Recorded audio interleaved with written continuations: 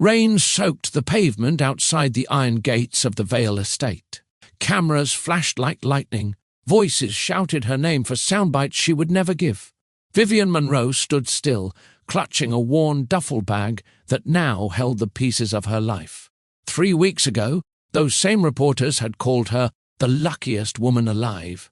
Now they whispered about betrayal. Her coat stuck to her skin, her hair clung to her face. But she didn't lift her hand to wipe the tears or the rain. Behind those gates was everything she'd once called home. Her marriage, her safety, her sense of belonging. All gone in a single accusation she never got to defend. A guard opened the small side gate. "You need to leave, Mrs. Vale." She nodded slowly. That title no longer belonged to her. Vivian stepped out onto the empty street, her heels sinking into puddles. The mansion lights glowed faintly behind her, cold and unreachable. Each step forward felt like walking away from a life that had vanished before she could say goodbye. Los Angeles was wide awake, indifferent, and she had nowhere to go, only forward. A voice cut through the noise, calm, measured, and deliberate. "Breaking news. Carter Vale's wife leaves the estate tonight." After a shocking split, Vivian didn't turn toward the reporters. Their words rolled off her like rain against stone. They spoke as if she were a headline, not a woman who had loved, trusted, and lost. Every flash from their cameras reminded her how easily a story could replace the truth. Inside, Carter was probably surrounded by his advisors, rehearsing statements and legal responses. She knew him well enough to picture it, controlled, composed, untouched by the wreckage he'd left behind.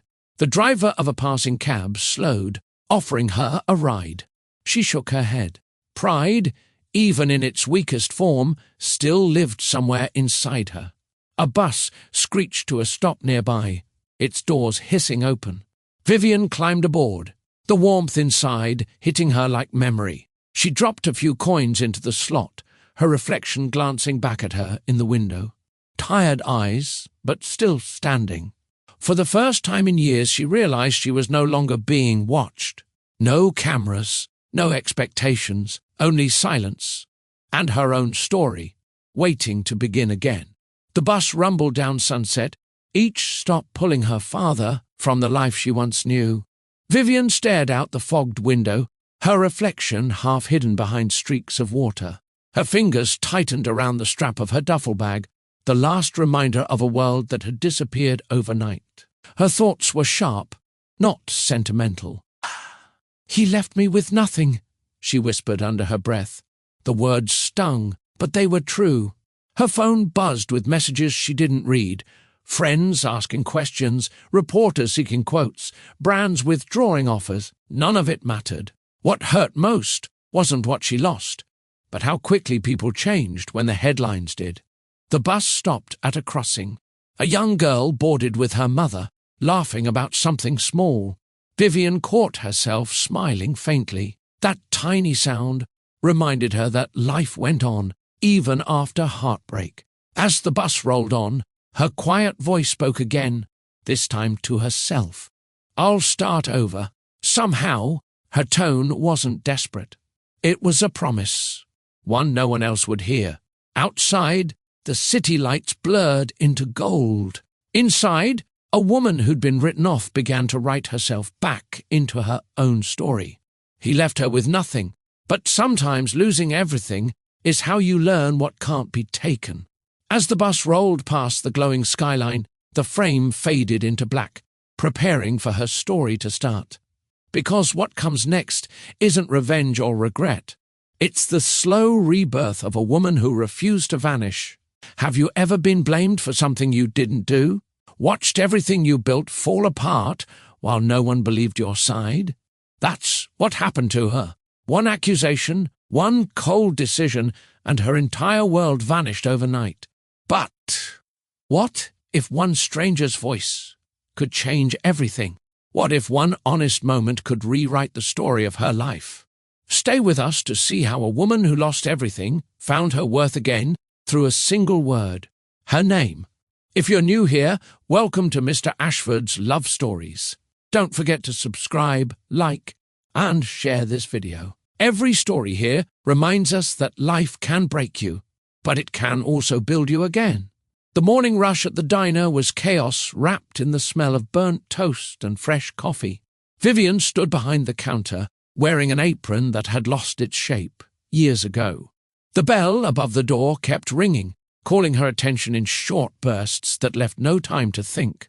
She moved with quiet precision, balancing trays, refilling mugs, offering smiles that never reached her eyes.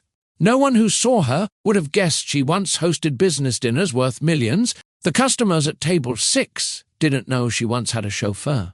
The man asking for extra syrup didn't know she had once been the face of a tech empire's charity foundation. Here she was, simply Viv, the woman who kept the coffee hot and the place running when others called in sick.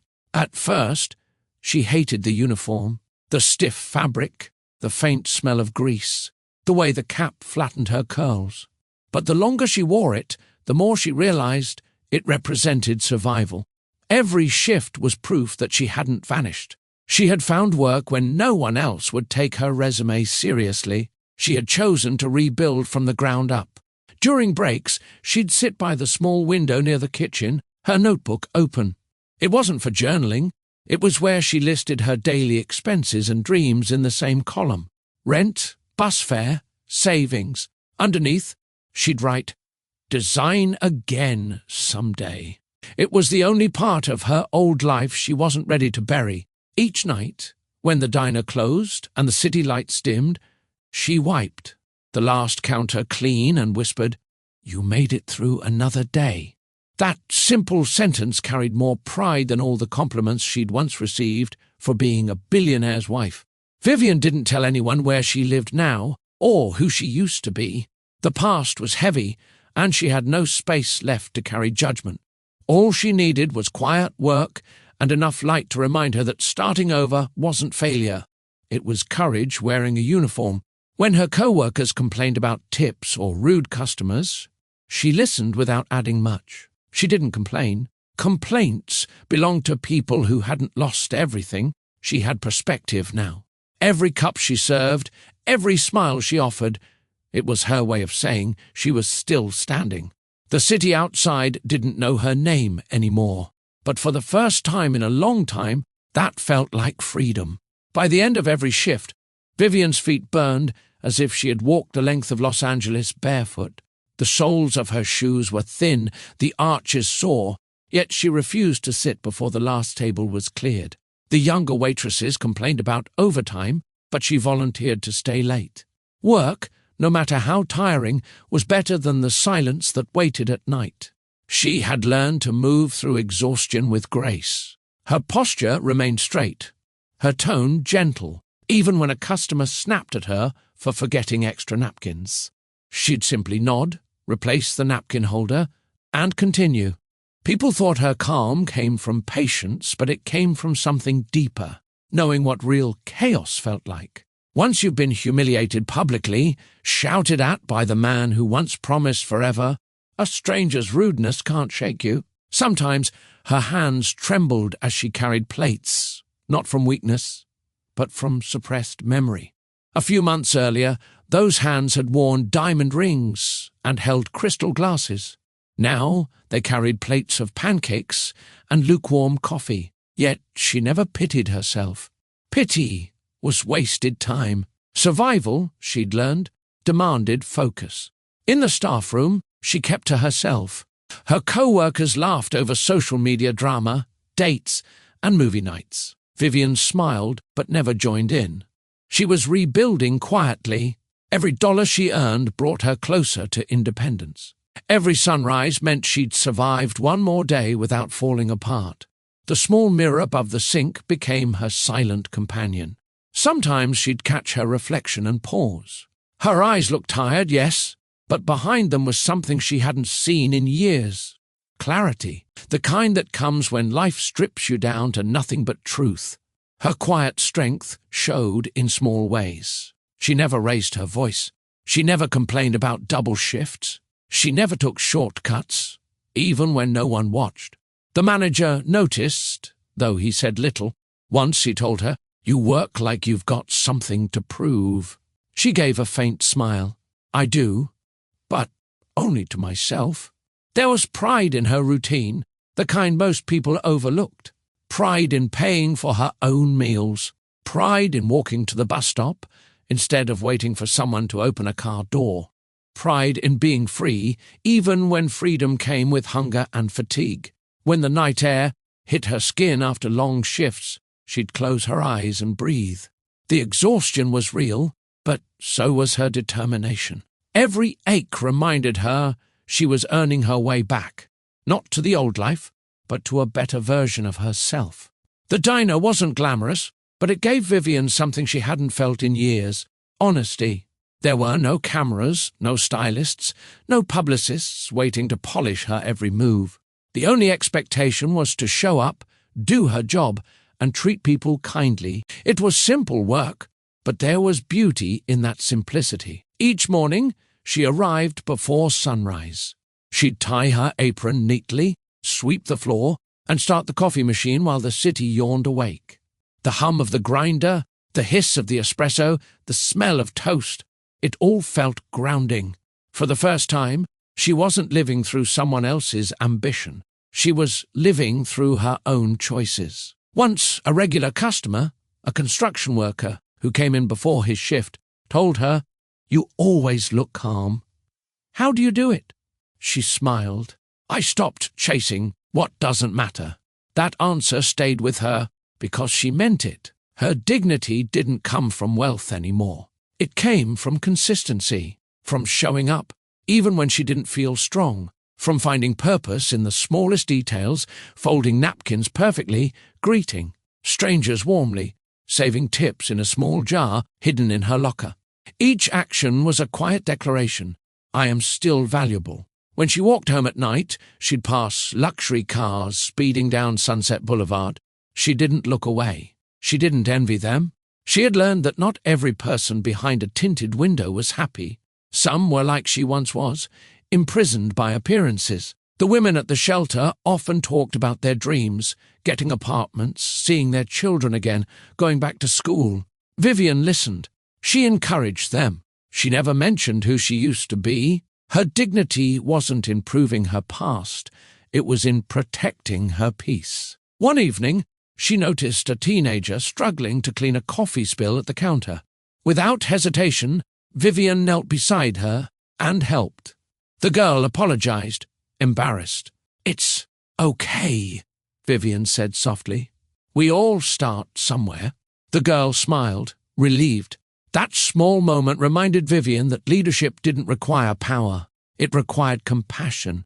There was quiet pride in earning her way honestly, in being tired for the right reasons, in sleeping soundly, knowing no one could take her paycheck, her peace, or her self-respect. The world had taken her title, her marriage, and her home, but not her grace. And in those small acts of work and kindness, she found something her old life had never offered: dignity without dependency. Vivian didn't talk much, but people were drawn to her calm. The customers who sat at her counter often stayed longer than they planned, sipping coffee they didn't need, talking about things they rarely shared. There was something in her voice, something quiet yet steady, that made others feel safe enough to speak. A truck driver once told her about his sick wife. A college student confessed she was scared of failing her exams. An older woman admitted she came to the diner just to avoid eating alone. Vivian never offered long replies. She simply listened, nodded, and smiled gently.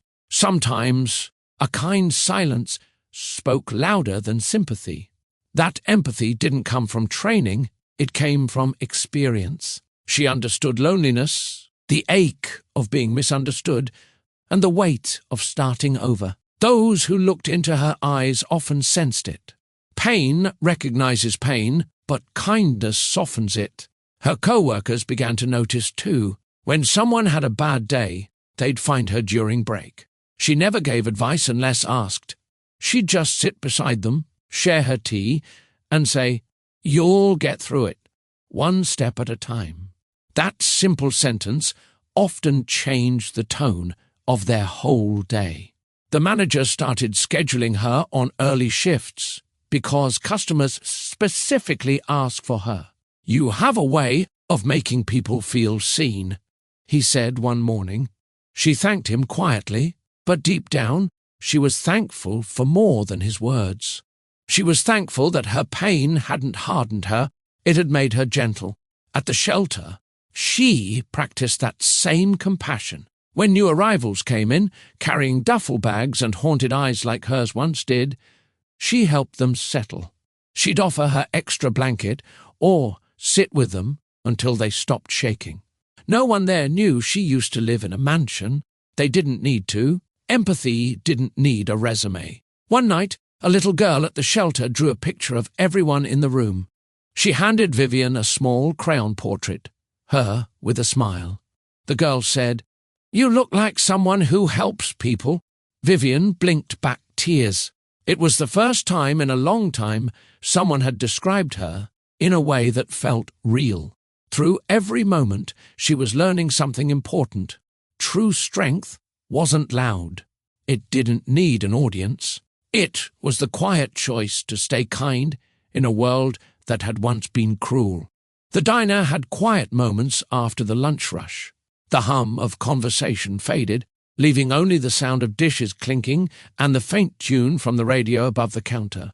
Vivian was wiping down the tables when an older man, one of the regulars, motioned her over. He was in his late 60s, a retired schoolteacher who came in every Tuesday for the same thing, black coffee and a slice of apple pie. "Rough day?" he asked gently, noticing her slower movements. Vivian gave a polite smile. "Just long," she replied, folding a napkin carefully. He studied her for a moment. "You've got kind eyes. People who've been through storms usually do." He placed a $5 bill on the table, sliding it toward her with a steady hand. "Keep it," he said. "It's not about the coffee. It's a thank you for treating people like they matter." Her breath caught. Words like that were rare in her new life. Most people saw her as another waitress. Few looked past the apron. She nodded, her throat tightening. "Thank you, sir." The man smiled. "You'll be all right. Whatever it was, it didn't break you. I can tell." When he left, the diner felt emptier than usual. Vivian leaned against the counter, her eyes fixed on the door he'd walked through. For months, she'd trained herself not to feel too deeply, to keep her emotions tucked behind composure. But those words found the part of her she'd buried under fatigue and pride. She turned away quickly, pretending to rearrange sugar packets, but tears blurred her vision. She blinked hard, failing to stop them. The first tear fell on her wrist, followed by another, until she had to grip the counter to steady herself. She wasn't crying because of the compliment. She cried because someone had seen her again, not the former billionaire's wife, not the broken woman rebuilding her life, but simply her, a person who still had value even without titles, wealth, or power. Vivian stepped into the staff room, closed the door, and let herself breathe. The mirror above the sink reflected a woman she was beginning to recognize again. The same woman who once believed in kindness, who once laughed freely. The woman Carter had nearly erased, but not entirely. Wiping her tears, she whispered, "You're still here." That evening, as she walked to the shelter, the city lights seemed softer. The cold air touched her face, but it didn't feel cruel. She tucked the $5 bill into her notebook, a small token that reminded her that kindness still existed. For the first time since leaving the mansion, Vivian smiled not out of habit, but out of peace. The world hadn't ended. It had simply begun again, one kind word at a time. The rain had returned, soft, steady, and unrelenting. It washed the streets of downtown Los Angeles clean of yesterday's noise, leaving behind reflections of passing headlights and hurried feet. The bus terminal buzzed faintly, filled with the rhythm of tired travelers, coffee, steam, and the low hum of conversations that faded as quickly as they began. Vivian sat near the corner window, hands wrapped around a paper cup that no longer held warmth. The coffee had gone cold hours ago, but she kept holding it, as if the habit itself was a kind of comfort. The steam from the street food vendors outside drifted through the air, mixing with the scent of wet pavement. Her hair was tied in a simple bun, a few strands escaping to frame her face. The same face that once smiled from magazine covers now blended easily into the crowd. She preferred it that way. No one stared, no one whispered. The world had forgotten her, and that anonymity was both her shield and her wound. The terminal's intercom crackled, announcing another delay. No one reacted. The city was too used to waiting. Vivian leaned her head against the cold glass, watching raindrops slide down like quiet tears. They moved in lines that broke, merged, and vanished, tiny symbols of lives intersecting and separating without warning. A child laughed nearby, tugging at his mother's sleeve, and Vivian's lips twitched upward for a moment before softening again. She used to love the sound of laughter. Now, it reminded her of all the things she used to dream about. Home, stability, belonging. Outside, traffic lights blinked in rhythm, casting red and amber glows across the wet concrete. Bus engines growled. Umbrellas opened and closed like restless wings. Yet, amid that rush, there was stillness around her, a kind of silence that wrapped itself around her solitude. Vivian took a deep breath and closed her eyes. She wasn't running anymore, but she also wasn't sure she was moving forward. Life felt like one long wait between destinations. She had learned to exist quietly, to let time pass without expecting anything in return. She didn't know that in the next few minutes, someone from her distant past would break that silence. Someone whose voice she hadn't heard in years. Someone who would speak her name.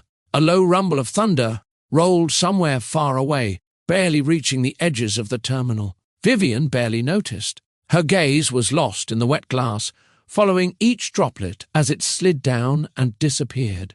The rhythm of the rain had become her company, a quiet witness to her slow rebuilding. Then she heard it, a voice, soft but certain. "Vivian?"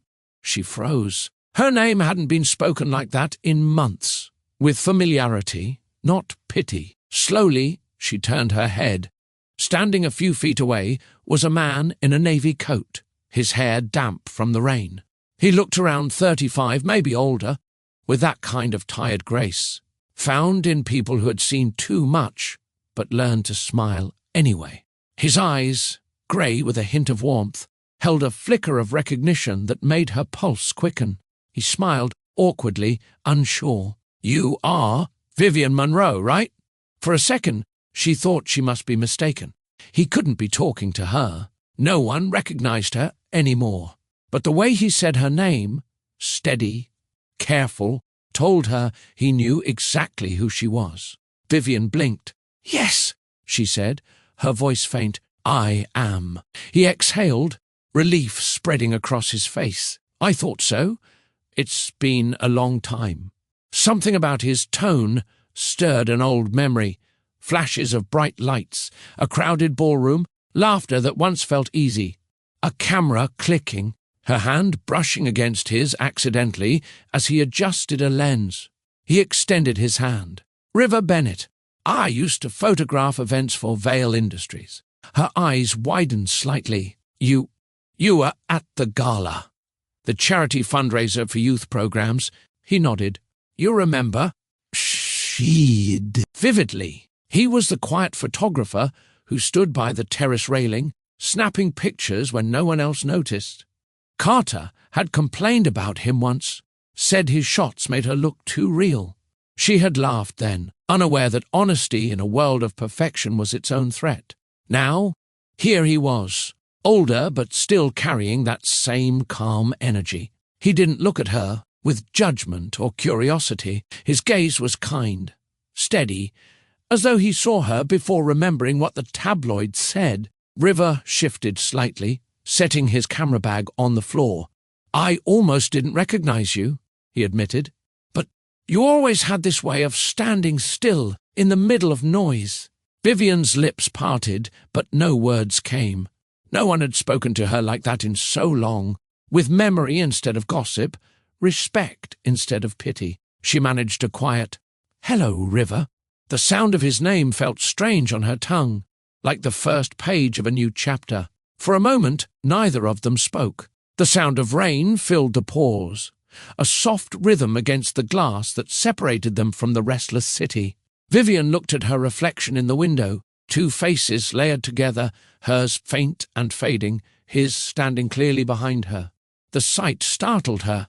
It felt like the past and present had met, uncertain of who would step forward first. River took a cautious step closer, his expression open but respectful.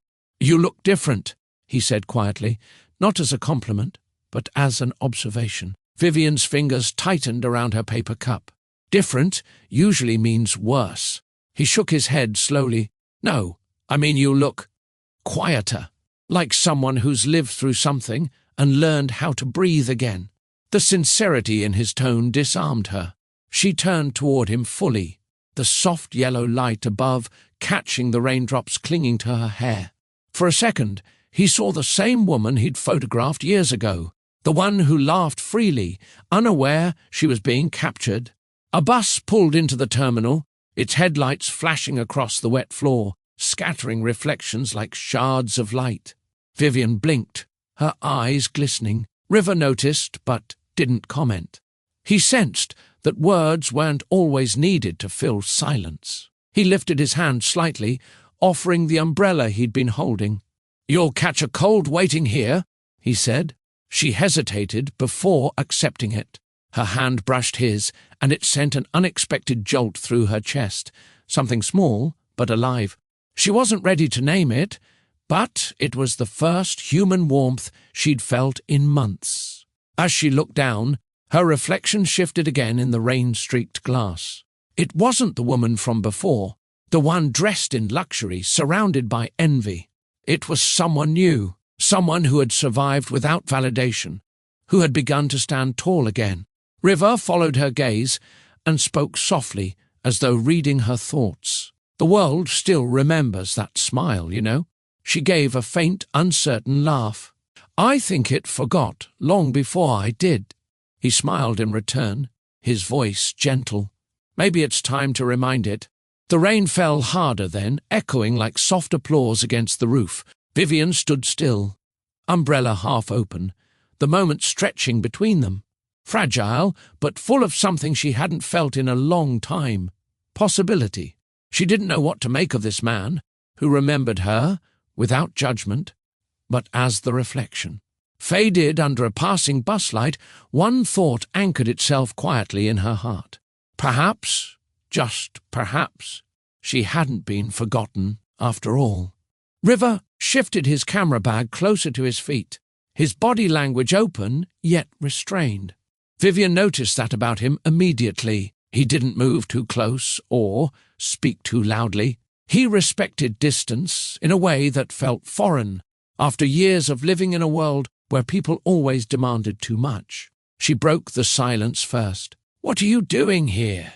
Her tone wasn't sharp, only wary. River smiled faintly, almost self-conscious. "Waiting for the bus, same as you. My car's in the shop."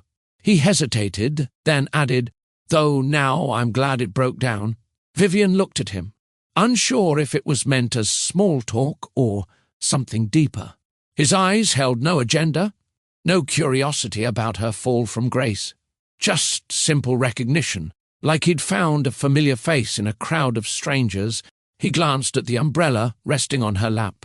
"I see you took my advice," he said lightly. "I always thought you were too polite to refuse help, even when you needed it." She raised an eyebrow, surprised he remembered something so trivial. "You make it sound like you knew me." "I knew the way you looked at people," he replied quietly. Most guests at those events smiled with their mouths. You smiled with your eyes. Vivian didn't know how to answer that. Compliments had once been currency in her world, traded carelessly. But his words carried no transaction. They weren't flattery. They were memory. River's voice softened. "You were different back then. Not because of what you wore or where you stood. You just seemed real. Like the noise didn't reach you."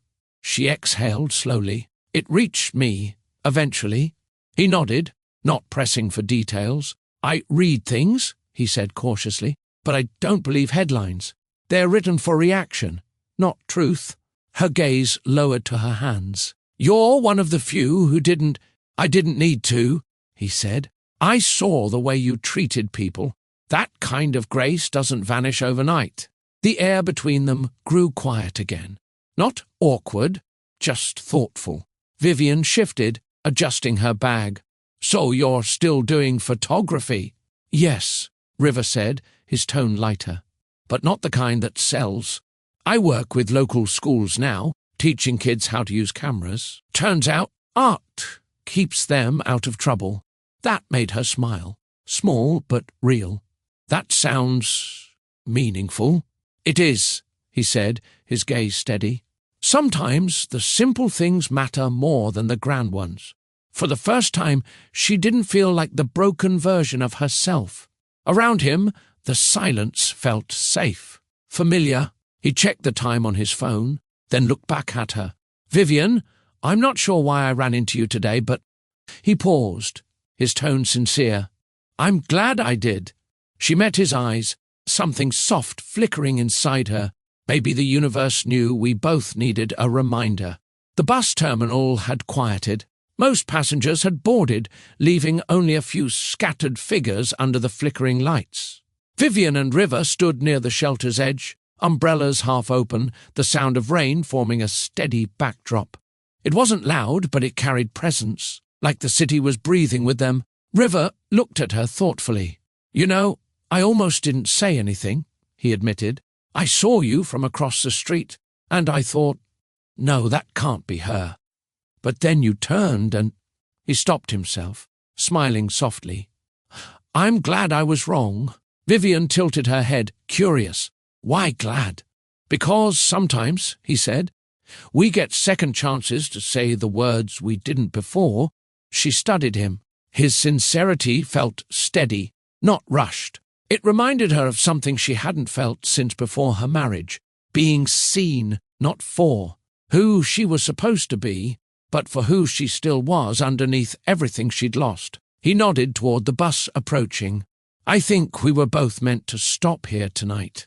Her lips curved slightly. You believe in that kind of thing? I believe that some names echo for a reason, he said quietly. You don't forget voices that once brought calm.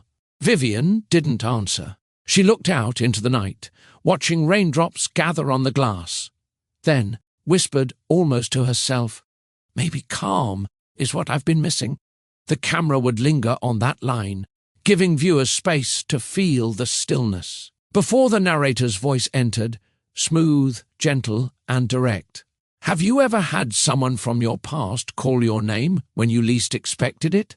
Someone who reminded you of a version of yourself you thought was gone? What would you do? Turn away or stop and listen? The tone softens, inviting reflection. Sometimes one familiar voice is all it takes to change the path you've been walking alone. The voice continues with warmth, leading into the next act.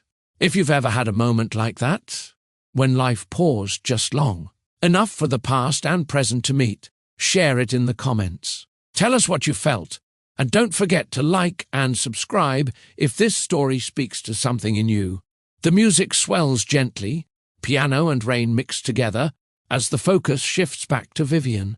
She glances toward River, her face unreadable but calm. The narrator closes the segment because, for her, this was more than a coincidence. It was the first time in months that someone said her name, not to hurt her, not to pity her, but to remind her she still existed. The bus lights flicker across her face as she takes a slow breath. Something in her eyes changes, small but sure. That's where the next chapter begins. The cafe smelled of cinnamon and roasted beans. River had suggested they stop there to escape the rain, and Vivian had agreed, though she wasn't sure why. Maybe it was the warmth that pulled her in, or maybe the strange calm in his voice. They sat by the window. Outside, the streets shimmered under the drizzle, traffic lights reflecting like fading jewels. Inside, the air felt heavy with words neither of them had said yet. River stirred his coffee, glancing at her without intruding. "You always liked quiet places, didn't you?" he asked softly.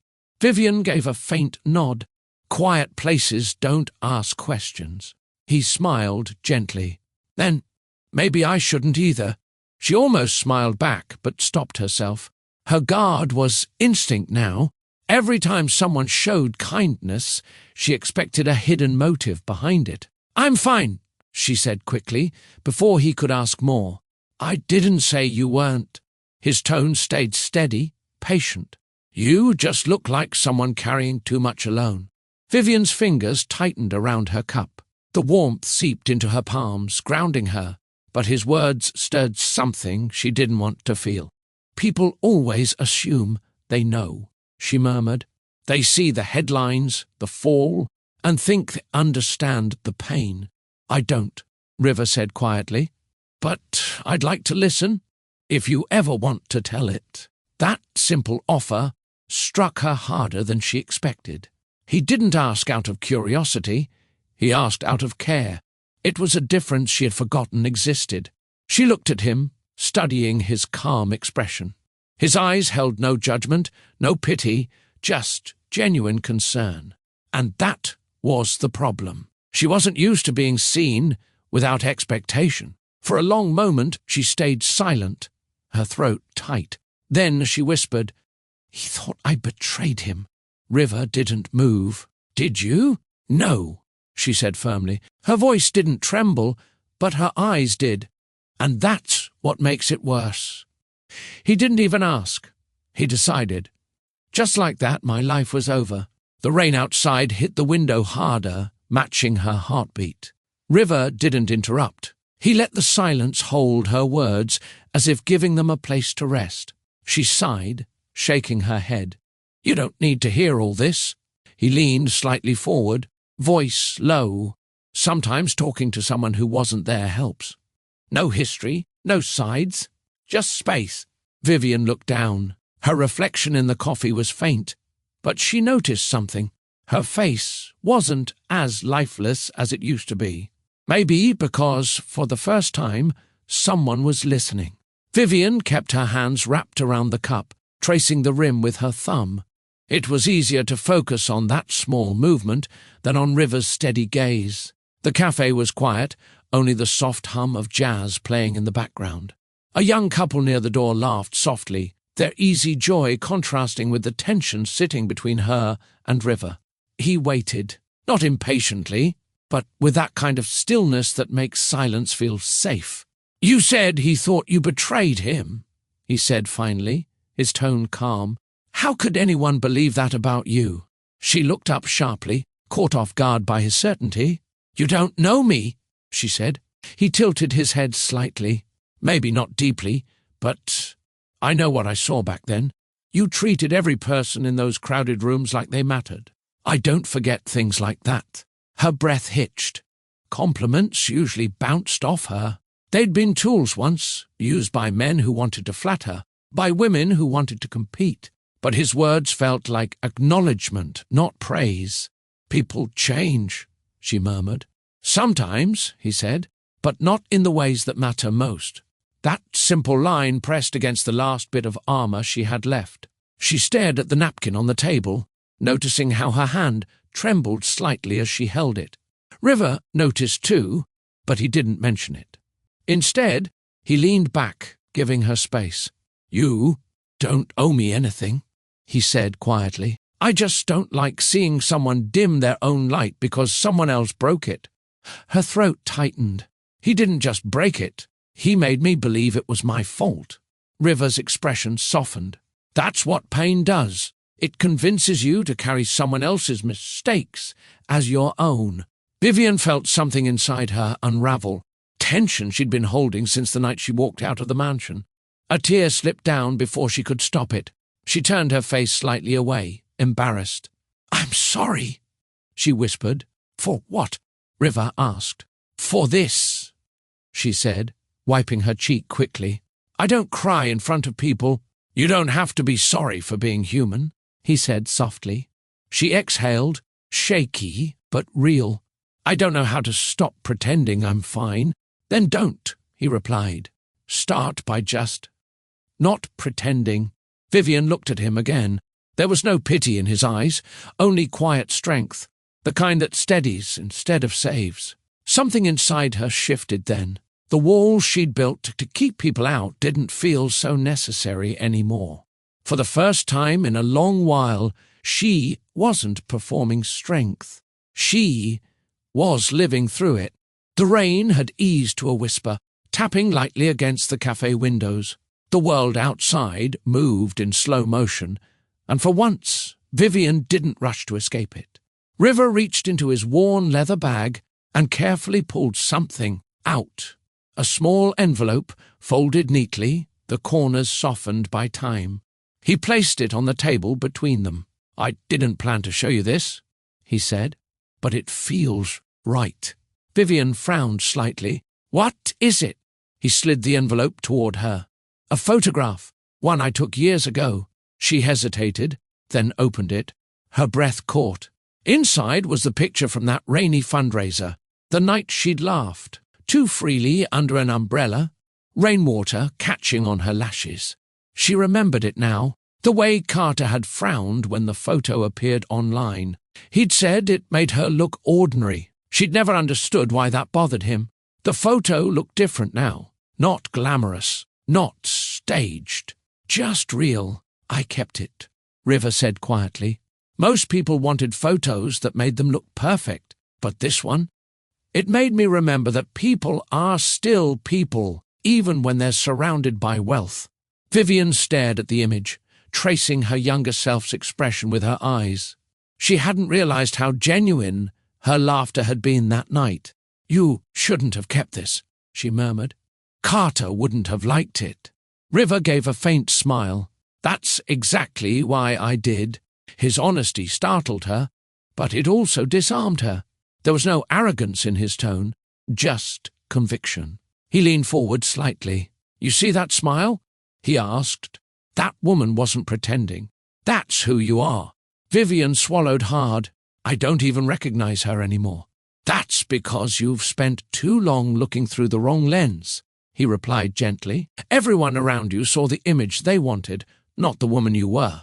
You let their view replace your own. Her gaze softened. You talk like you've studied me. He shook his head. No. I just noticed the things most people ignored. Something about that line lingered. River's empathy wasn't loud or forced. It was steady, like the rain outside. He didn't reach for her hand or try to comfort her with touch. He let the photo speak for him. Vivian studied the image again, her reflection overlapping with it in the glass. It was almost symbolic. The woman she was, and the one she could still become, sharing the same frame. She set the photo down gently, her fingers trembling. You kept a piece of me I thought was gone, she said softly. River's voice was almost a whisper. Some things are worth keeping safe until you're ready to see them again.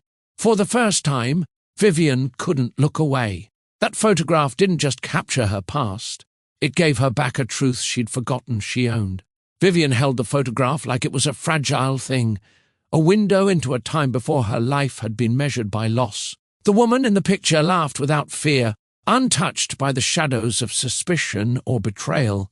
It was strange how an image could outlive emotions, how a frozen second could still carry truth long after everything else had fallen apart. She finally looked up, her eyes meeting River's. Why would you hold on to something like this all these years?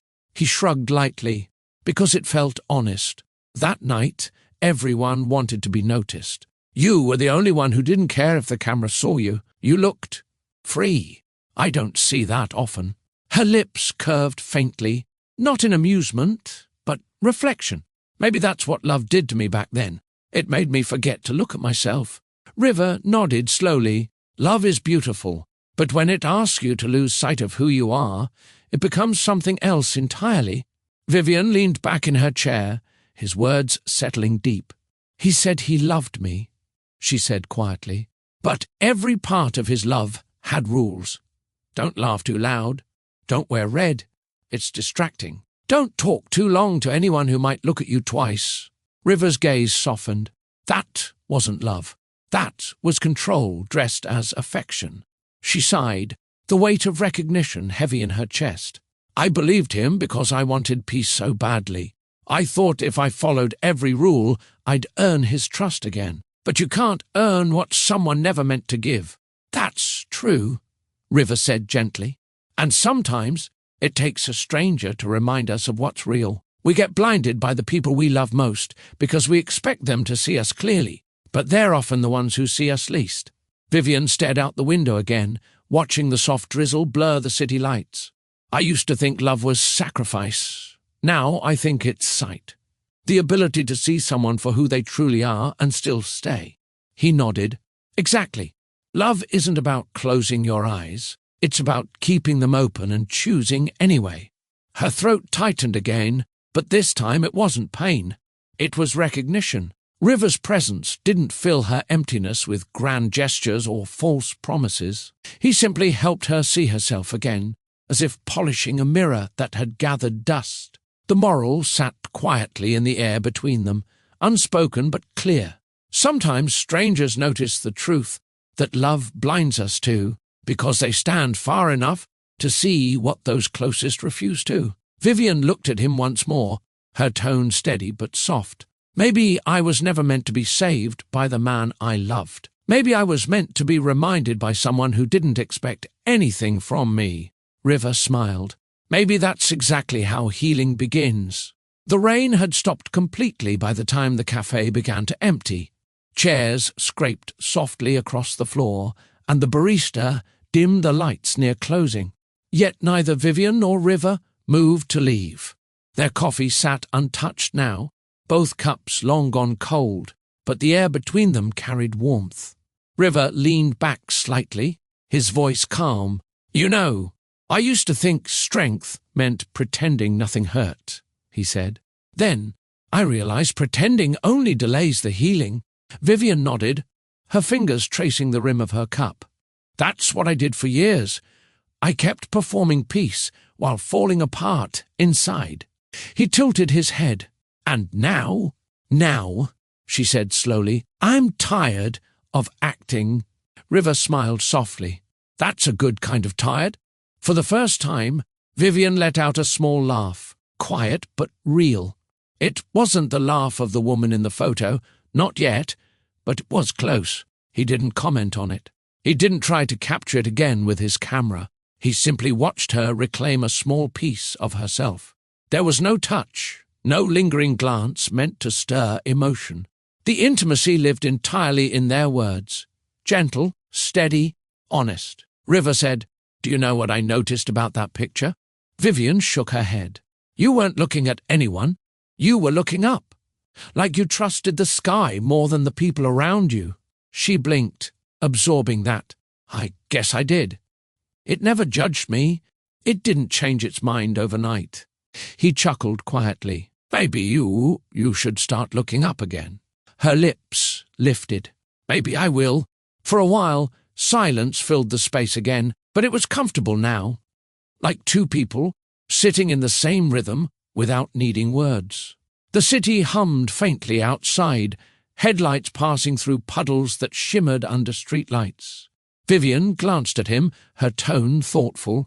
Do you ever wonder why people cross paths again after years? Every day, he said. I used to think it was coincidence. Now I think it's timing. People reappear when we've finally grown enough to understand what they were meant to show us. His words lingered in her chest like a heartbeat. She didn't say it aloud, but she understood what he meant. Their meeting wasn't about romance or rescue. It was about reflection, a moment designed to wake something in her she thought was gone. She stood, finally, holding the photo close to her chest. Thank you, River, she said quietly. He rose too, keeping his voice low. You don't have to thank me. Just promise me one thing. What's that? Don't forget her again. The woman in that picture. She's still you. Vivian's eyes glistened, but this time no tears fell. I won't, she said, and, as she turned toward the door, the truth settled deep inside her.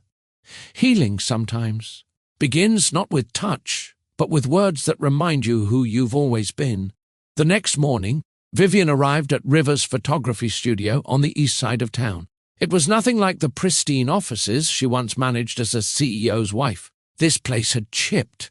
Paint, mismatched chairs, and walls covered in fading prints. But it felt alive, filled with creative mess instead of emotional chaos.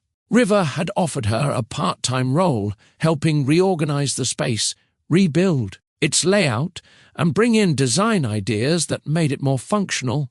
He didn't call it charity. He called it collaboration. That single word made all the difference. Vivian spent the first few days sweeping, labeling boxes, and painting walls. She didn't rush the process. Every stroke of the brush, every picture frame she straightened, became a quiet act of healing.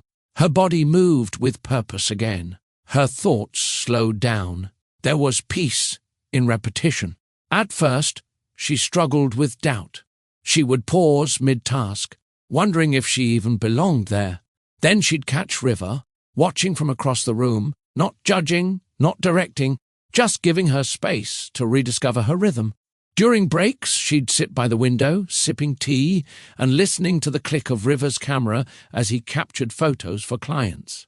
The sound reminded her of the life she once lived, but it no longer hurt. It was becoming something new. Sometimes she caught herself humming softly while rearranging art supplies. It surprised her. She hadn't realized how long it had been since she'd made any sound that came from contentment instead of exhaustion. Her hands, once trained to sign documents and hold champagne glasses, now molded frames, stapled canvas, and cleaned shelves. It wasn't glamorous, but it was honest. That honesty began to patch the places her confidence had cracked.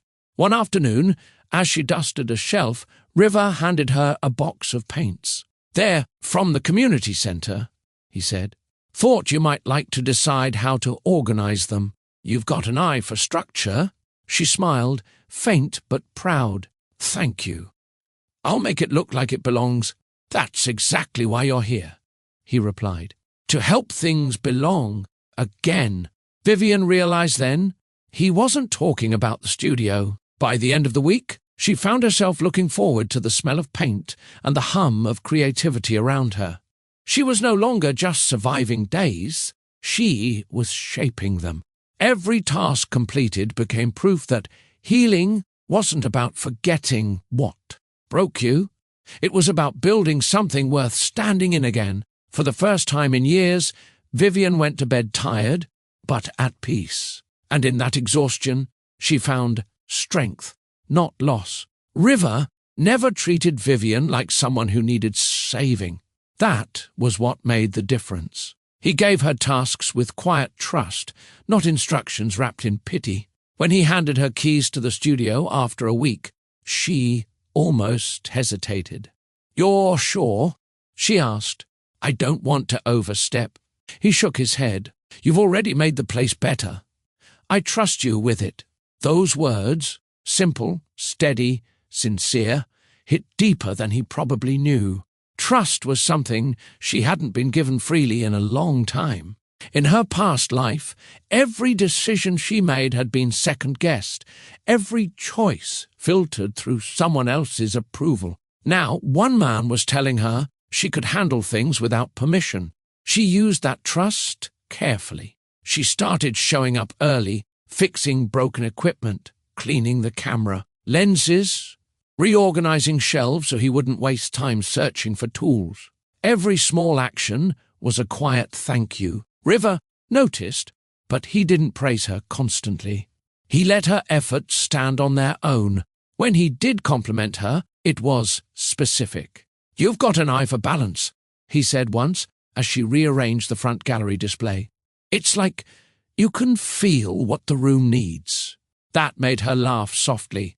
Maybe it's easier to see what needs fixing when you've been broken yourself.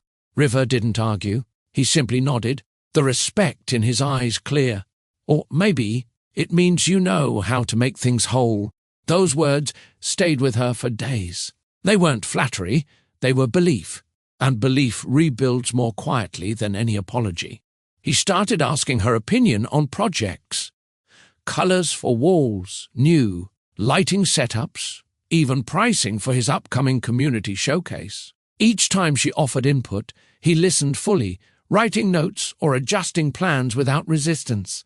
It wasn't about the studio anymore, it was about giving her a seat at a table where her voice mattered again. When a client came in one afternoon for a portrait session, River introduced her with ease. "Vivian helps manage the studio design," he said. "She's the reason this place feels alive again." The client smiled, shaking her hand. "He's lucky to have you." Vivian smiled politely, but inside something lifted. Not pride in how she looked, but pride in who she was becoming. Later that day, she stayed behind to close up. She stood by the display wall, her reflection faint in the glass frames. For the first time, she didn't see the woman who lost everything. She saw someone building again, slowly, quietly, with purpose. River's trust hadn't just given her a job. It had given her permission to believe in her capability again, and that belief was starting to stitch her spirit back together, one small act of respect at a time. It started in the smallest ways, the kind of moments that felt ordinary but carried meaning in their quiet rhythm. River and Vivian worked side by side for hours, moving in sync without needing words. He would hand her a hammer before she asked, and she would reach for a frame just as he turned to look for it. The coordination grew natural, effortless, like two melodies blending into one steady tune. One afternoon, while fixing a crooked picture frame on the studio's main wall, their hands brushed. The touch lasted no longer than a heartbeat, but it lingered in both of them long after. Vivian froze, surprised by how familiar warmth could still feel. River didn't pull away in embarrassment. He simply smiled, soft and understanding, as if to say, "It's okay." "Guess we're both trying to keep things straight," he said lightly, glancing at the frame. Vivian chuckled, a sound that had been missing from her days. "Story of my life," she replied. From that moment, laughter began to slip into their routine. Not the kind that filled the room, but the kind that eased tension. When River accidentally spilled paint on the floor, she teased, "I see the artist in you is finally showing." He grinned back. "It's abstract. You wouldn't understand." These light exchanges built something wordless between them, a trust that didn't demand explanation. River never crossed a line, never pressed beyond what she offered. He seemed to understand that her healing depended on space, not pursuit. Sometimes, when she caught him watching her while she worked, he'd quickly look away, pretending to focus on a task. She'd smile faintly to herself, grateful for how he saw her, not as fragile, but as whole enough to meet his gaze. Their rhythm turned almost musical. He'd hum under his breath while developing photos in the darkroom, and she'd softly tap her fingers against the desk, matching the tune. In those simple sounds, she found comfort. It wasn't romance, not yet, but it was connection in its purest form. One evening, as they prepared to close, River asked, "You ever miss designing full-time?" Vivian nodded. "Sometimes. But back then, it felt like I was designing spaces for people who never cared about being in them. Here, I feel like what I make matters." He looked at her, genuine pride in his voice. "It does. This place looks alive because of you." That night, as she walked home under the streetlights, she realized something had shifted. The world didn't feel as heavy. Her laughter, once buried under grief, was returning. Not forced, not performed, but real. River had never told her she was healing. He didn't need to. She could feel it in how her shoulders relaxed when he smiled, in how her steps felt lighter leaving the studio than when she entered. The transformation began quietly, one coat of paint at a time. The studio that once looked tired now carried new color, fresh air, and warmth. Sunlight filtered through the front windows, reflecting off the framed photos Vivian had helped mount. The once cluttered tables were now neatly arranged, each tool and brush placed with care. Even the floor, which used to be covered in dust and tangled cords, shone under the morning light. But what truly changed wasn't just the space. It was her. The studio became a mirror for her healing, every detail echoing something internal she was reclaiming. When she sanded old furniture, she thought of herself, stripped of titles, reshaped by time, made stronger with every mark. When she painted walls in shades of cream and soft gold, she imagined her heart, being coated too, layers of gentleness covering the raw edges of loss.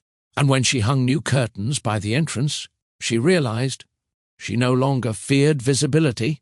People could see her again. She didn't need to hide. River watched the transformation happen with quiet admiration. He never interrupted her process, but he noticed everything. The care in her movements, the way she stood taller each day. One afternoon, as they stepped back to look at the finished gallery wall, he said softly, "This place doesn't just look new, it feels lighter, like it's breathing again." Vivian smiled. "A real one this time. Maybe because I finally stopped holding my breath." River turned toward her, understanding exactly what she meant. "You brought life back here, Vivian." She met his gaze. "I think it brought life back to me too." The studio began attracting more visitors, local artists, families, even school groups from the neighborhood. They came to take classes, admire the photos, or simply sit in the calm of the space. Each person who walked in added a little more energy, a little more purpose to what she and River had built together. Vivian didn't see it as success in the traditional sense. It wasn't about profit or praise. It was about belonging, something she had lost when her world fell apart. Here, she had built a place where people were welcome, where creativity and kindness replaced status and power. One evening, she stood alone after closing, the golden sunset spilling through the windows. The walls she had painted glowed softly, and for the first time, she saw herself reflected not in the mirror, but in the work around her. She whispered quietly, "This is what healing looks like." Every inch of that studio carried her fingerprints, her strength, and her story.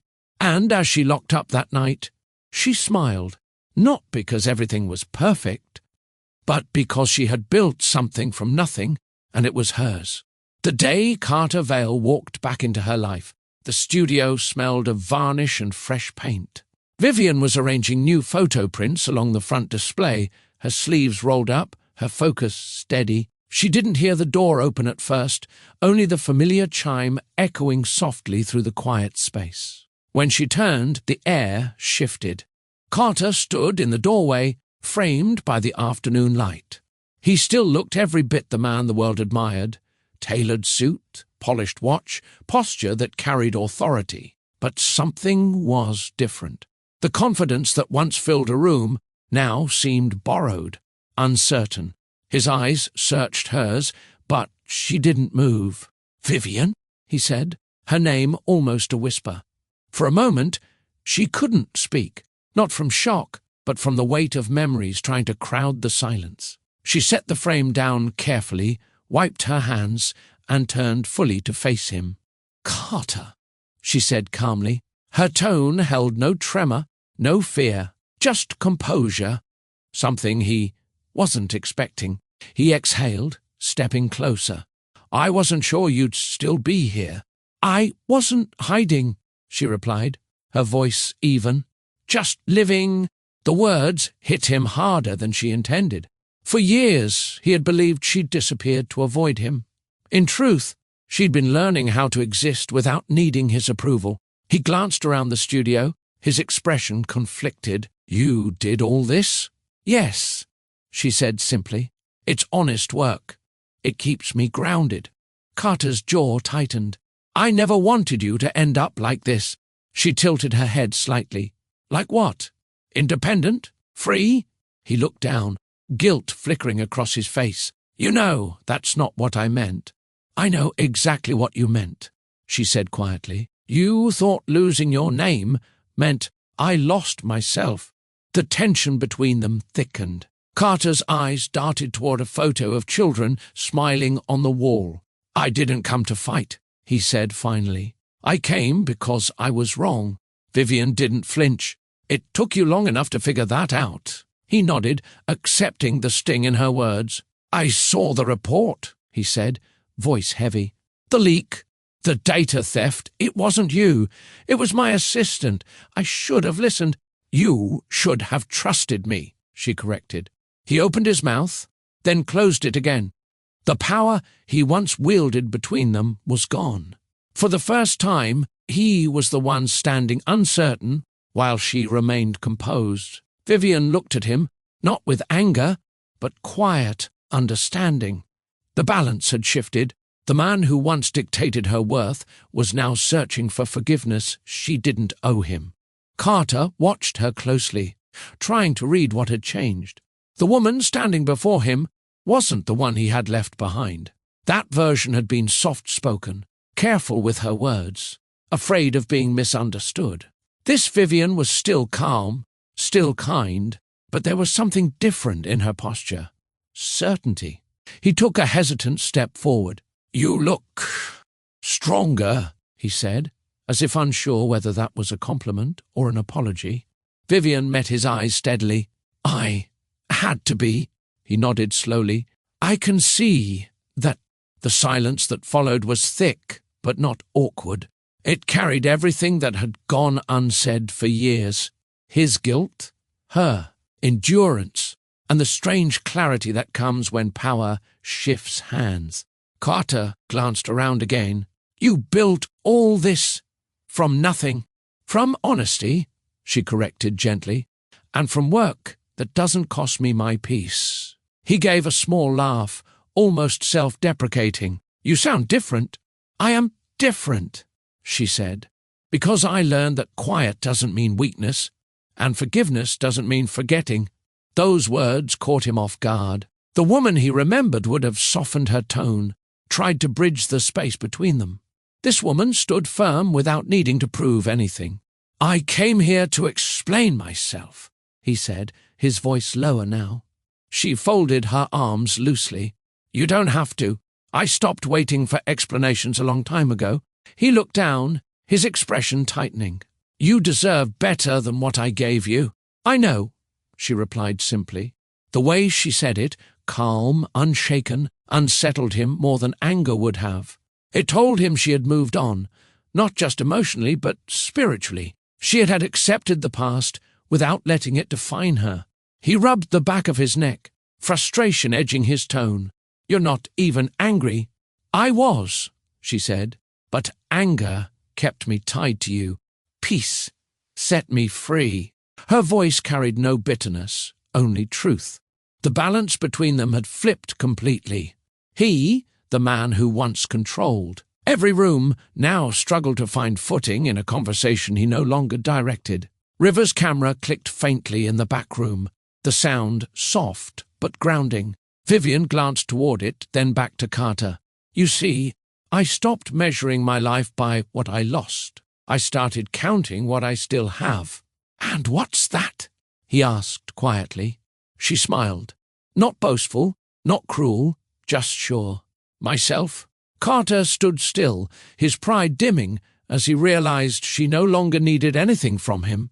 No apology, no closure, no validation. Her calm wasn't the silence of defeat. It was the stillness of strength, the kind that comes when a woman finally knows she owes no one her peace. Carter reached into his briefcase and pulled out a thick envelope, the kind stamped with lawyers' seals and corporate emblems. He placed it on the table near the entrance, sliding it toward her as if it were an offering. "I came with this," he said, "a financial settlement. For everything you lost, the house, the accounts, the assets, it's all in there. You deserve it." Vivian stared at the envelope but didn't touch it. Her hands stayed folded calmly in front of her, her expression unreadable. "You think money can replace what was taken from me?" He sighed, his voice dipping lower. "It's not about replacing, it's about making things right." She tilted her head slightly. "Making things right would have meant believing me when it mattered, not showing up years later with a check." Her tone was steady, each word cutting with clarity, not malice. Carter had been prepared for tears, even for anger, but not for this calm refusal. It disarmed him. "I know I failed you," he said. "I didn't come expecting forgiveness, but I want to help you now." Vivian's eyes softened for a moment, but her resolve didn't waver. "You don't get to rewrite the story because you feel guilty." "I'm trying to do the decent thing," he argued quietly. "No," she corrected. "You're trying to feel better." The air between them grew heavier. Carter looked down at the envelope, unsure what to say next. Vivian continued, her voice gentle but firm. "You took away my stability once, but losing it forced me to find something you never gave me. Independence. I don't need this." She pushed the envelope back toward him. "Keep it. You already paid me in lessons." He blinked, stunned. "Lessons?" "Yes," she said softly. "That peace isn't bought. It's earned. That trust, once broken, can't be signed back into existence. And that love built on control isn't love at all." Carter opened his mouth, then closed it again. For a man used to having the last word, silence was unfamiliar. Vivian stepped around him, her tone measured. "You came here thinking I was the same woman you left, fragile, waiting for your approval. But I'm not her anymore." He turned, his expression tightening. "So, this is it? You're just walking away again?" She paused near the doorway, meeting his gaze evenly. "No," she said quietly. "This time, I'm standing still. You're the one who has to leave." Her calm pierced deeper than any outburst could have. Carter realized that every ounce of power he once held had dissolved in the face of her composure. The envelope remained on the table, untouched, a symbol of everything she no longer needed. Carter stood motionless, his fingers resting on the envelope she had pushed back toward him. For the first time, he looked smaller, not in stature, but in certainty. The man who once commanded boardrooms and interviews now looked like someone searching for something that no longer existed. He broke the silence first. "Vivian, I made a mistake. A terrible one. I was angry, I was pressured, and I believed lies I shouldn't have. But I never stopped thinking about you." Vivian turned slowly, her expression calm but steady. "You stopped trusting me? That's not something you fix with apologies." "I know," he said, his tone roughening, "but I can't undo the past. I can only try to make peace with it." She took a step closer, her eyes holding his without fear. "You already made your choice, Carter. I learned to live with mine." The words landed like truth, final and unshakable. There was no venom in her voice, no bitterness, just closure. He swallowed hard. "I didn't realize what I had until you were gone." "That's the thing about people like you," she replied softly. "You never see the value of peace until it walks out the door." The studio was quiet except for the faint hum of the heater. River's framed photos hung behind her, each one capturing moments of real life. Joy, struggle, endurance. The irony wasn't lost on either of them. Carter's voice faltered. "I thought success would make everything right. I thought as long as I built enough, earned enough, people like you would stay." Vivian's expression softened for the first time. "I didn't leave because of what you earned. I left because of what you lost. Your kindness, your humility, your ability to listen." He looked down, his composure cracking. "You were right about everything." "No," she said gently. "I was just willing to see the truth before you did." There was a long pause. He looked at her the way a man looks at something that once belonged to him, but now stands beyond reach. "Do you ever miss us?" She inhaled slowly. "I miss who I thought we were. But I don't miss being invisible." Those words broke what little pride he had left. He nodded, eyes glistening. "I'm sorry, Vivian." She gave a faint smile, kind but distant. "I know, and I forgive you. But forgiveness doesn't mean return." That sentence carried finality. Not anger, but grace. The kind that frees both people, not just one. Carter turned toward the door, pausing before leaving. You deserve every good thing that comes next. Vivian replied softly, I already have it. Peace. As the door closed behind him, she exhaled deeply. The chapter that once defined her life had finally ended, not with revenge, but with clarity. The door closed behind Carter with a quiet finality that seemed to echo in the studio. Vivian stood still for a long moment, listening to the faint hum of the lights and her own heartbeat settling into calm. No tears came, no anger remained, just a stillness that felt earned. River stepped out from the back room, his expression cautious. He must have heard part of the conversation, but he didn't ask. He simply waited near the doorway, letting her decide if she wanted to speak. Vivian finally turned toward him. It's done, she said softly. He nodded. You sure you're okay? I'm more than okay, she replied. For the first time, I feel like myself again. She walked to the table where the envelope still sat. The embossed seal caught the light, a reminder of a world that no longer defined her. Without hesitation, she picked it up and placed it in the trash bin. The sound of it landing there was light, but the meaning was heavy.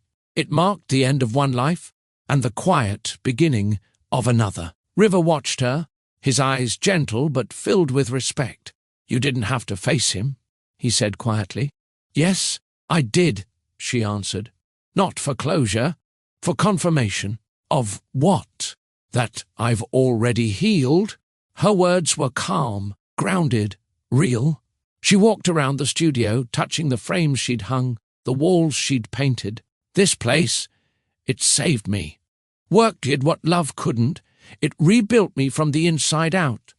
River smiled faintly. That's what peace looks like. Vivian turned to face him, her expression soft but certain.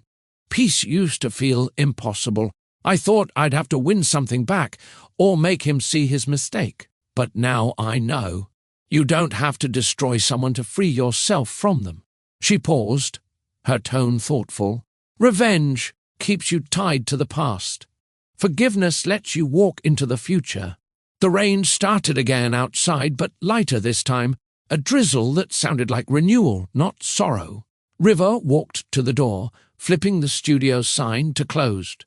The space glowed warmly, reflecting everything she had built with her own hands. You did more than survive him, River said.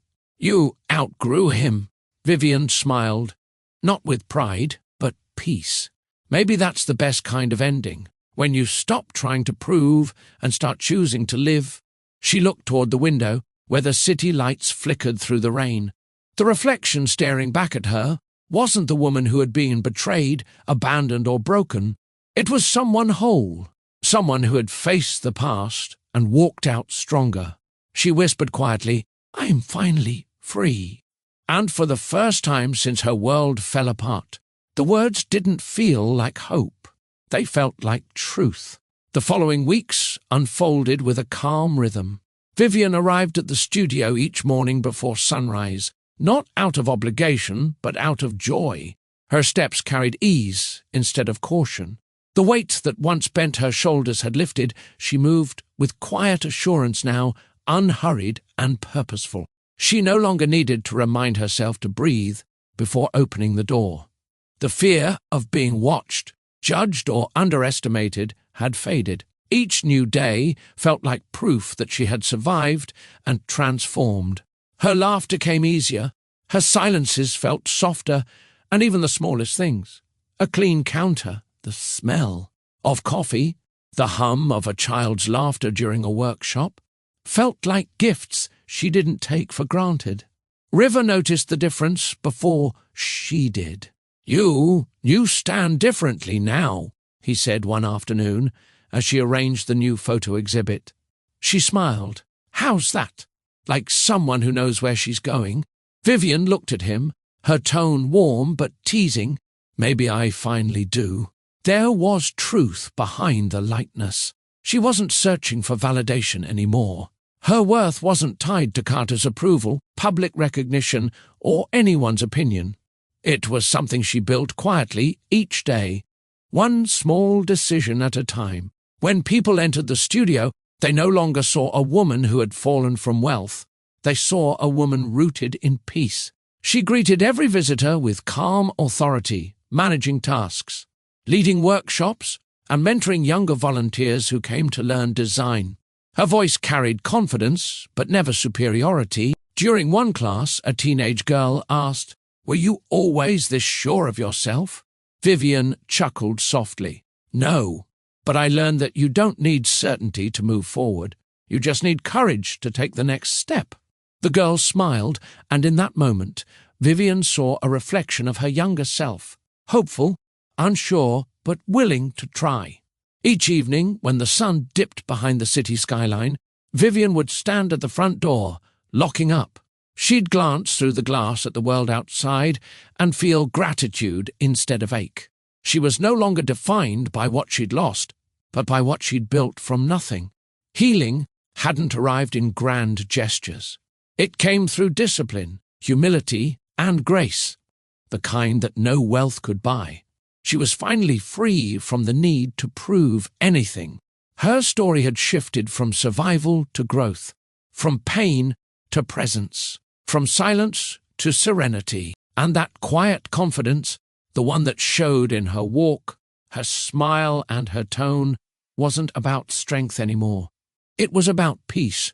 Peace she had fought for, earned, and now carried like second skin. River's presence became a steady rhythm in Vivian's new life, quiet, dependable, never demanding. He didn't fill her silence with words, nor did he step in to manage her choices. Instead, he respected the space she'd carved for herself. It was that respect, more than any gesture, that deepened her trust in him. He helped her without trying to lead her. If something in the studio needed fixing, he asked before touching it. When new opportunities arose, he shared them, not as decisions for her to follow, but as possibilities for her to choose. Vivian had spent years being told what to do, what to wear, and who to be. River was different. He showed her that care could exist without control. One evening, they were cataloguing prints for a local exhibit. She noticed him pause to adjust a crooked frame she'd hung earlier.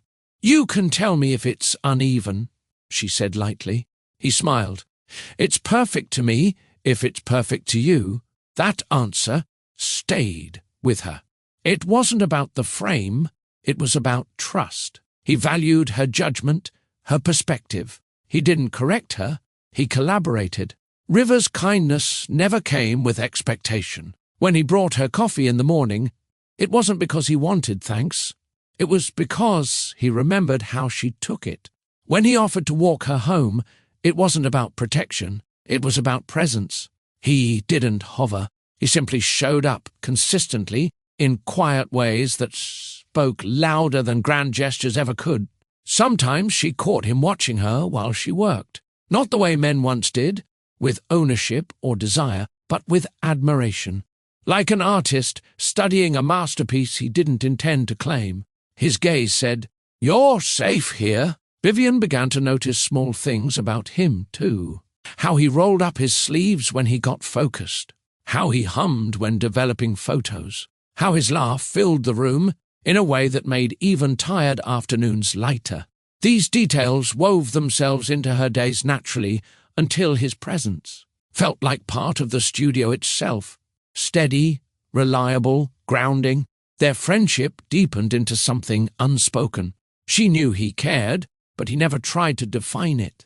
He never rushed her into naming what they were becoming. It was in the way he listened, in the way he noticed her strength before she did. Once, while closing up, she said quietly, "I used to think love meant surrender, losing yourself for someone else."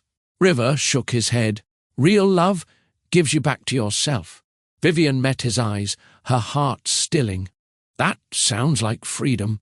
"It is," he said softly, "and you've earned it." In that moment, she realized his care wasn't about fixing her life. It was about reminding her she was already capable of living it. It happened on an ordinary evening, the kind that didn't promise anything special. The studio lights glowed softly as Vivian closed the cash register and stacked papers neatly on the front desk. River was in the back, sorting through photographs for an upcoming exhibit. The air smelled faintly of coffee and varnish. She had been fine all day, calm, productive, steady. But as she locked the door and turned to face the empty space, something inside her shifted. The silence pressed against her chest. For months, she had carried herself with grace and composure, but now the stillness left room for the emotions she had buried beneath her strength. River stepped out, noticing her stillness. "You okay?" he asked gently. Vivian nodded automatically. "Yeah. I'm just tired." He paused. "The kind of tired sleep won't fix?" That simple question broke her composure. Her shoulders trembled before she could stop them. She tried to speak, but couldn't. The words caught in her throat like a sob she'd swallowed too many times. River didn't move closer right away. He gave her space, waiting, his voice soft. "It's okay. You don't have to keep holding it together." Her lips parted, and the tears finally came, quiet at first, then uncontrollable. Months of restraint melted into open emotion. She pressed her palms to her face, ashamed. But River crossed the room slowly and stood beside her. He didn't tell her to stop crying. He didn't fill the silence with empty comfort. He simply placed a gentle hand on her shoulder, steady and patient. Vivian leaned into that stillness, not because she needed saving, but because for once she felt safe enough to let go. Her voice shook as she whispered, "I didn't even cry when it all happened. I kept pretending I was fine." River nodded, his tone low and calm. "That's what strong people do. They survive first. Feel later." Her breath hitched. "But it hurts now. It hurts so much." "I know," he said softly. "That means you're healing."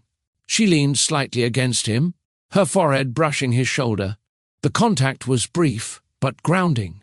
It wasn't romantic. Not yet. It was human. The kind of closeness that reminded her she was still allowed to need warmth. After a while, her breathing slowed.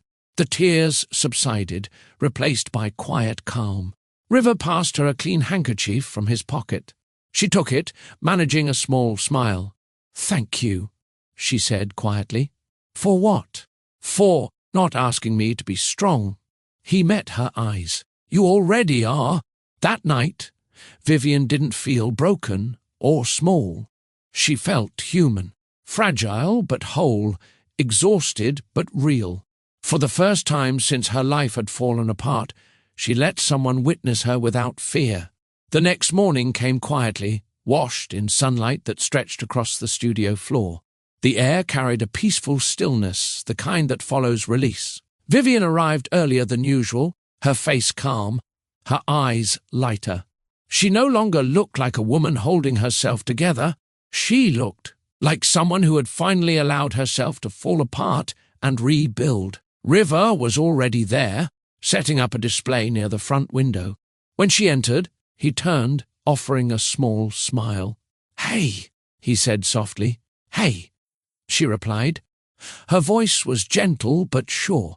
They worked side by side that morning, sorting new photographs and cleaning glass frames.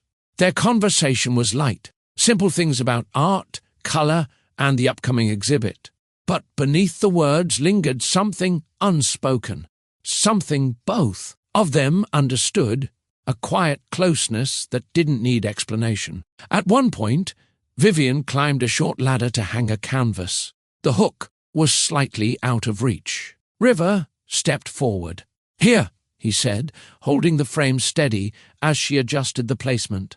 His hand brushed against hers, steady, warm, familiar. She froze for a second, her heart stilling. The touch wasn't accidental this time. It carried awareness. When she turned, their faces were close, the morning light catching the faint gold in his eyes. Neither spoke. The moment stretched, full but peaceful. There was no rush, no pull of desperation, just connection. River broke the silence first. "You're different," he said quietly. "Lighter?" Vivian smiled softly. "I finally stopped carrying what wasn't mine." He nodded. "You've been carrying too much for too long." "Maybe," she said, "but I had to walk through all of it to get here." He studied her for a moment, then lifted a strand of hair that had fallen near her cheek. His fingers barely grazed her skin, gentle and respectful. "You deserve soft things now," he said. She felt the warmth rise in her chest, not from surprise but recognition. His touch wasn't claiming, it was acknowledgement, the first real sign of affection she didn't have to shrink under. Vivian looked up, her eyes steady. "I'm not afraid anymore." River's voice was low. "Good, because you don't have to be." For a heartbeat, neither moved. Then, naturally, she leaned forward, slowly, easily, resting her forehead against his. The world went still. It wasn't a kiss. It wasn't about want. It was about peace, safety, understanding. When she finally stepped back, she smiled through quiet tears. "Thank you," she whispered.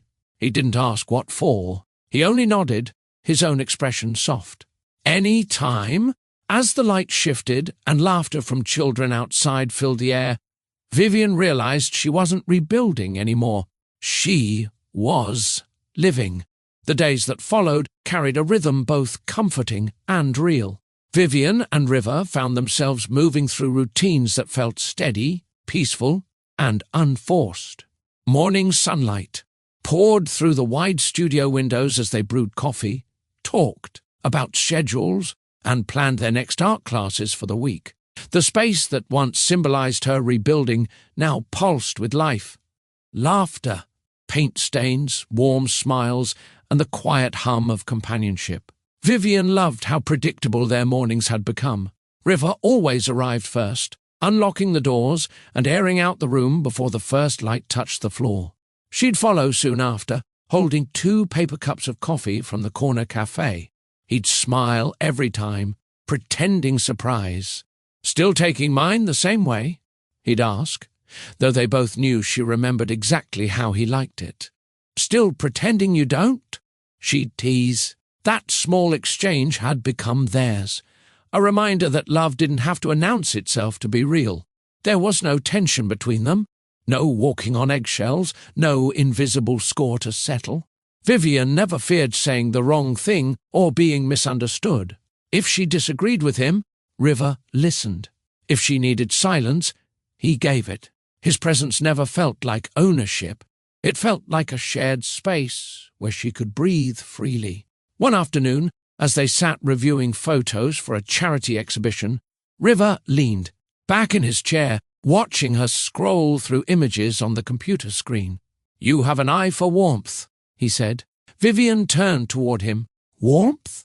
"Yeah," he replied. "You pick the photos where people aren't posing. The real ones, messy, honest, human. That says something about you." She smiled faintly. "Maybe I just like what's real." "That's why this works," River said softly. "You don't chase perfect. You build peace." Vivian paused, his words echoing in her chest. She didn't respond right away, but the truth of it lingered between them. Each day flowed with that same quiet grace. Meals shared at the back table, long. Evenings of rearranging art pieces, conversations about the small wonders of life. There was no grand declaration between them, no dramatic realization. Their love grew in the gentle space between moments, built on safety instead of urgency. One evening, as the city lights flickered on outside, Vivian realized something she hadn't noticed before. She no longer braced herself for heartbreak. She no longer waited for the next wound. The peace she felt beside River wasn't fragile. It was strong, earned, alive. She glanced at him across the room as he adjusted a photo frame. He looked up and smiled, and in that instant, she knew, love wasn't meant to consume. It was meant to steady. By spring, the studio had become more than a workplace. It had turned into a small sanctuary for the community, a place where children came after school to paint, laugh, and learn without fear of mistakes. Their laughter filled every corner of the room, bouncing off the freshly painted walls like sunlight that refused to fade. Vivian loved those afternoons. The sound reminded her of something she had forgotten, the feeling of freedom that comes when joy doesn't need permission. She watched as River guided a group of kids through a photography exercise, his voice calm, his patience endless. The children adored him. They called him Mr. River, and he treated every one of them as if they were artists in their own right. One of the girls, maybe 7 years old, handed Vivian a small watercolor painting, uneven, bright, and full of charm. "This one's for you," she said proudly. "It's sunshine even when it rains." Vivian knelt, touched by the thought. "That's beautiful," she said, smiling. "You've got a good heart." The girl giggled. "You smile different now. Mr. River said you used to be sad." Vivian laughed, her eyes soft. "He's right, but I'm not anymore." That simple truth wrapped around her like warmth. The children didn't know her past. They didn't see a woman who had been left behind or broken. To them, she was just Miss Vivian, the woman who helped them paint skies and frame their dreams. River looked up from across the room, catching her smile as one of. The boys spilled a cup of water, and the group erupted in laughter. She met his gaze, and in that fleeting glance they shared the same realization, this noise, this mess, this life. It was healing. Later that day, when the children left, the studio fell quiet again, but not empty. The echoes of their laughter lingered like a heartbeat. Vivian leaned against the counter, her voice low. "They remind me of what peace sounds like." River smiled. "That's because they don't carry yesterday. They just live." She nodded, her eyes glimmering. "I used to forget how to do that." "Not anymore," he said. "You built a place where joy doesn't have to ask for permission." Vivian looked around, the drawings pinned to the walls, the smudges of paint on the floor, the faint hum of music from the old speaker. It wasn't perfection. It was life, real and free. As the evening light stretched through the windows, she realized something, quietly profound. Laughter had become her proof of freedom. Not the absence of pain, but the sound of life continuing anyway. It was late one afternoon when River returned from a photography supply shop carrying a wrapped parcel under his arm. The studio was quiet, filled only with the soft hum of music and the faint smell of oil paint. Vivian was sorting through old prints at the counter when he approached. "I have something for you," he said, setting the parcel down. She looked at him, curious. "What is it?" "Open it," he replied, a small smile forming. Vivian unwrapped it carefully, her fingers brushing over the brown paper until the frame revealed itself. Familiar, but different. It was the photograph River had shown her months ago, the one he had taken at that rainy charity gala years earlier, the one that had once reminded her of everything she had lost. But now, in his hands, it meant something else. The picture had been restored, the edges cleaned, the colors deepened. Her laughter in the image looked alive again, warm, free, genuine. He had placed it in a new wooden frame, simple but elegant, the kind that drew attention not to itself, but to the story within. For a moment, Vivian couldn't speak. She traced her reflection in the glass and whispered, "You kept this all this time?" River nodded. "I told you that photo meant something to me, but I didn't realize what until now." She looked up, eyes questioning. "It's not about that night," he said softly. "It's about who you were and who you still are. I wanted you to see her again, the woman who smiled without apology." Vivian's throat tightened. "I almost forgot she existed." River's voice dropped lower. "I know. That's why I wanted you to have her back." Tears filled her eyes, not from sadness, but from recognition. This wasn't a gift of nostalgia. It was a mirror, a reminder that healing hadn't erased her. It had revealed her again. She placed the frame on the studio's front wall, near the entrance where sunlight touched it first every morning. The photo caught the glow perfectly, and, in that reflection, Vivian saw herself anew, not as someone defined by loss, but as someone who had chosen life beyond it. She turned to River, emotion caught in her voice. "You have no idea what this means." He met her gaze with quiet warmth. "I think I do." In that still moment, no words could capture the depth between them. The photograph stood not as a memory of pain, but as proof of rediscovery, a bridge between who she had been and who she was now. As she looked at it again, Vivian smiled softly. "That woman didn't leave," she said. "She just needed to find her way back home." The studio was quiet that evening, washed in the amber light of sunset. The day had ended, the children gone, the laughter faded into soft echoes. Vivian stayed behind, sitting on the small couch near the front window, the framed photo resting on her lap. She studied it for a long time, her fingers tracing the edges as if to absorb its meaning again. It wasn't vanity that made her look at it. It was gratitude. That smile in the photo was no longer a memory. It was proof that she had survived herself. River finished cleaning the work table and turned off the overhead lights, leaving only the glow from the window and a single lamp by her side. He walked toward her, quiet as always, his steps steady and unhurried. "You hung it where everyone can see," he said softly. Vivian nodded. "It deserves the light."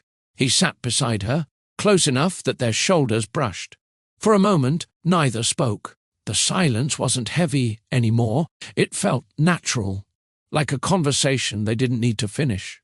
River leaned slightly forward, his elbows resting on his knees. "You know," he said, "I've spent years capturing moments for other people, weddings, smiles, promises. But this one," he gestured toward the photo, "it's the only one that ever felt real." Vivian turned to him, her eyes meeting his. "Because it wasn't posed," she said quietly. "It was honest." "Exactly," he murmured. "Like you." The warmth in his voice drew something out of her, not the old rush of infatuation, but a calm that came from being seen. Not as a fragile woman, not as a story of loss, but as herself. She smiled faintly. "You always see me clearly." River's gaze softened. "You make it easy to—" The moment stretched between them, suspended in the quiet hum of the city outside. His hand rested lightly over hers, not claiming, not asking, simply being there. She didn't pull away. Vivian's heartbeat steadied, not racing, but aligning with his calm. For the first time in years, she felt safe enough to lean into someone without fear of disappearing. When she finally looked up, their faces were close. The world outside seemed to fall away. No noise, no past, just presence. He hesitated, giving her room to move away if she wanted, but didn't. Their lips met gently, slow, warm, unhurried. It wasn't a kiss born from longing or rescue. It was something deeper, acknowledgement, respect, and quiet gratitude for the journey that had brought them here. When they parted, River whispered, "You don't have to look back anymore." Vivian rested her head against his shoulder, her voice low and sure. "I'm not. I'm finally looking forward." Outside, the city lights flickered on, but inside the studio, the glow between them was enough, simple, steady, and real. The morning sun had barely lifted when River walked into the studio holding a folded newspaper. His smile carried something between pride and surprise. "You might want to see this," he said, setting it on the counter. Vivian glanced at him, curious, then unfolded the paper. Her name appeared across the center page in bold print. "Former billionaire's wife builds community through art." She blinked in disbelief. The article featured photos of the studio, children laughing with paint-streaked hands, River helping an elderly woman. Frame her first photo, and Vivian standing beside a bright yellow canvas with that unmistakable calm in her expression. Reading it felt surreal. The journalist had written about her journey without pity, focusing on the studio's purpose. Art as healing, creation as dignity. It wasn't about the scandal or her marriage. It was about renewal. River watched her eyes move over the words. "They got it right," he said quietly. "They told your story without taking it from you." Vivian exhaled slowly. "I didn't expect this. I never wanted attention again." He nodded. "You didn't chase it. It found you because of what you built." She traced her name on the page, thoughtful. "It feels different this time. Before, people wrote about me for what I had. Now they're writing about what I give." River smiled. "That's the difference between fame and legacy." The article spread quickly across social media, drawing messages from strangers, women thanking her for sharing strength, parents signing up their children for art classes, even local organizations asking to collaborate. Vivian didn't react with excitement or pride. Instead, she felt a quiet gratitude. Every kind word, every new visitor, was proof that pain hadn't destroyed her story. It had redirected it. By afternoon, the studio was busier than ever. Cameras flashed, journalists asked gentle questions, and through it all, Vivian stayed composed. Her answers were humble, honest, focused on community rather than herself. When one reporter asked, "Do you ever think about going back to that old life?" she smiled politely. "No. That life was built on things that could be taken away. This one isn't." That sentence was quoted everywhere. Headlines, blogs, even morning shows. But, to Vivian, it wasn't about popularity, it was about truth. As she locked the studio that night, River walked beside her, newspaper still tucked under his arm. "You handled that like a leader," he said. She laughed softly. "No, I handled it like a woman who finally knows who she is." Her story was no longer about recovery. It was about purpose, and the peace that follows when you stop proving and start living. The article had barely circulated for 2 days when Carter reached out. His assistant called first, then an email arrived. Short, polished, predictable.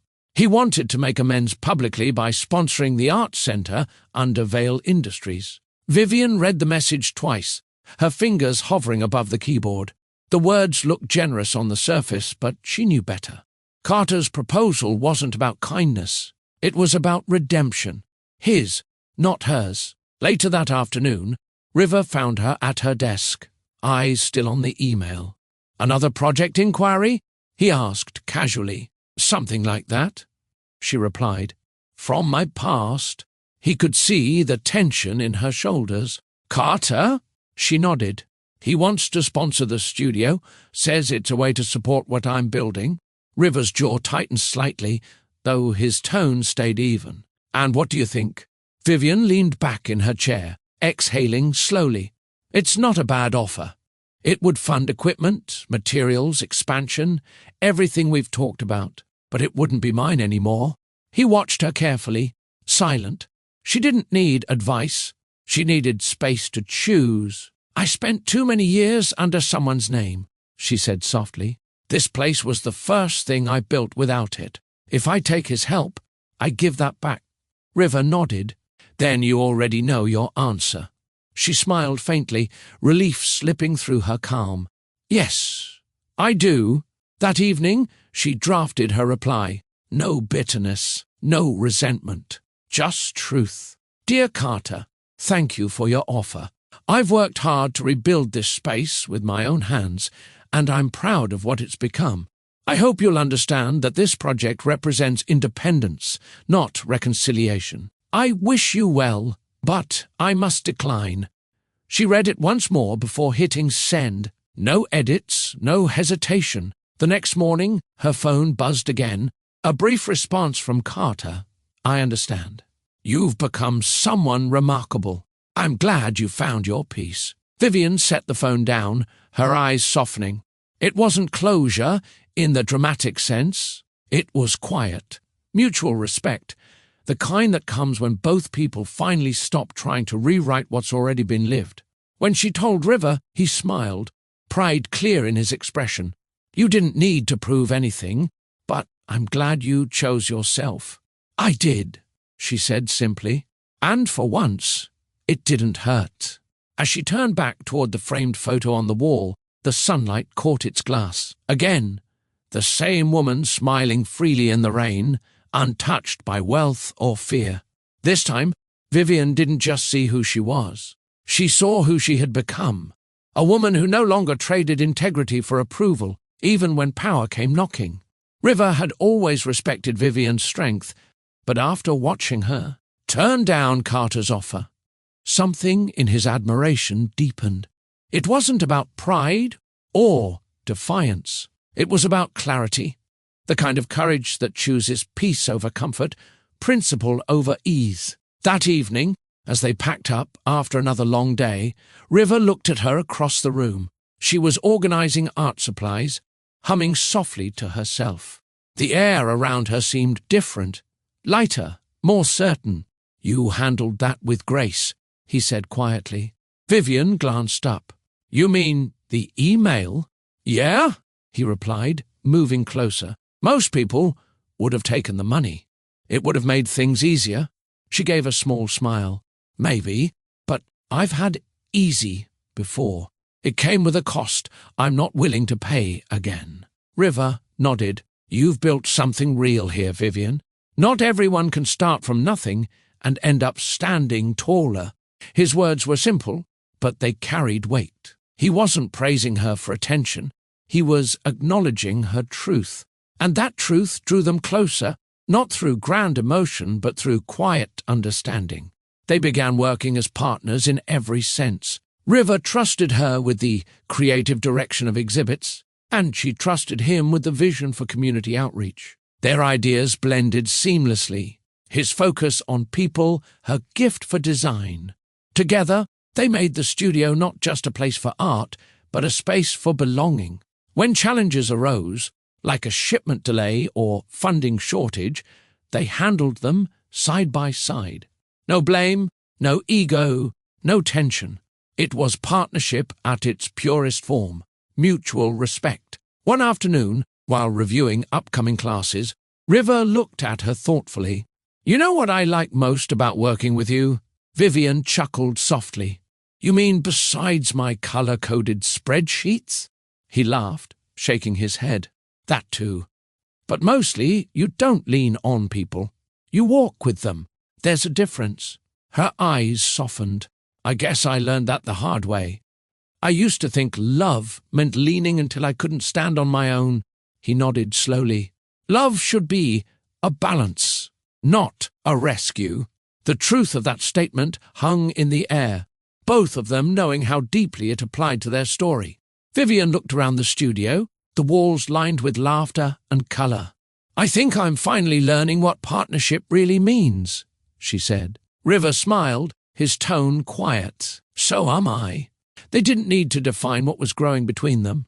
It wasn't dependency, it was alignment. The kind that didn't rush, didn't claim, didn't demand. It just existed, steady, healthy, and earned. And in that shared silence, their connection strengthened, not through possession, but through trust, the kind that doesn't ask, "Will you need me?" but instead says, "I'll stand beside you while you find yourself." The rhythm of their lives began to stretch beyond the studio. What started as long work days turned into evenings that felt like something more, not romantic declarations, but the gentle comfort of two people who had found home in each other's presence. One evening, after a busy weekend exhibit, River insisted she stay for dinner at his place, a cozy apartment above the studio. The walls were lined with photographs, the air faintly scented with basil and fresh bread. It felt like the kind of space made for laughter and quiet moments. Vivian hesitated at first. "You cook?" she asked, teasing. He grinned. "Survival skills. You'll see." The kitchen was small but warm. River moved with ease, rolling up his sleeves as he chopped vegetables. Vivian joined him, washing tomatoes and arranging herbs. They worked side by side, bodies brushing occasionally, neither rushing the silence between them. When she sliced too quickly, He reached out to steady her hand. "Slow down," he said, his voice low. "The food's not going anywhere." The touch was brief, but grounding, gentle, not possessive. She smiled softly. "I'm used to doing everything fast. It's strange to move at a calm pace." "Maybe that's what peace tastes like," he replied. They finished cooking together, laughter filling the air as she teased his. Unevenly cut onions, and he pretended not to notice hers, weren't any better. The scene was simple, domestic, but it carried something deeper. This wasn't a grand romance with promises and vows. It was the quiet intimacy that grows when two people share presence, not performance. After dinner, they sat by the window, plates empty, wine glasses half full. The city glowed below, the distant hum of cars blending with soft music from his old radio. Vivian leaned back, the kind of tired that felt good. "I can't remember the last time I enjoyed something this ordinary," she said. River turned to her. "Ordinary's underrated. It's where people stop pretending." She met his gaze, her voice barely above a whisper. "That's what I want now. Ordinary moments that feel true." He reached over, brushing a crumb from her wrist. Slow, deliberate, respectful. "Then let's keep building them." Their laughter faded into comfortable quiet. The warmth between them was unspoken, not demanding acknowledgement.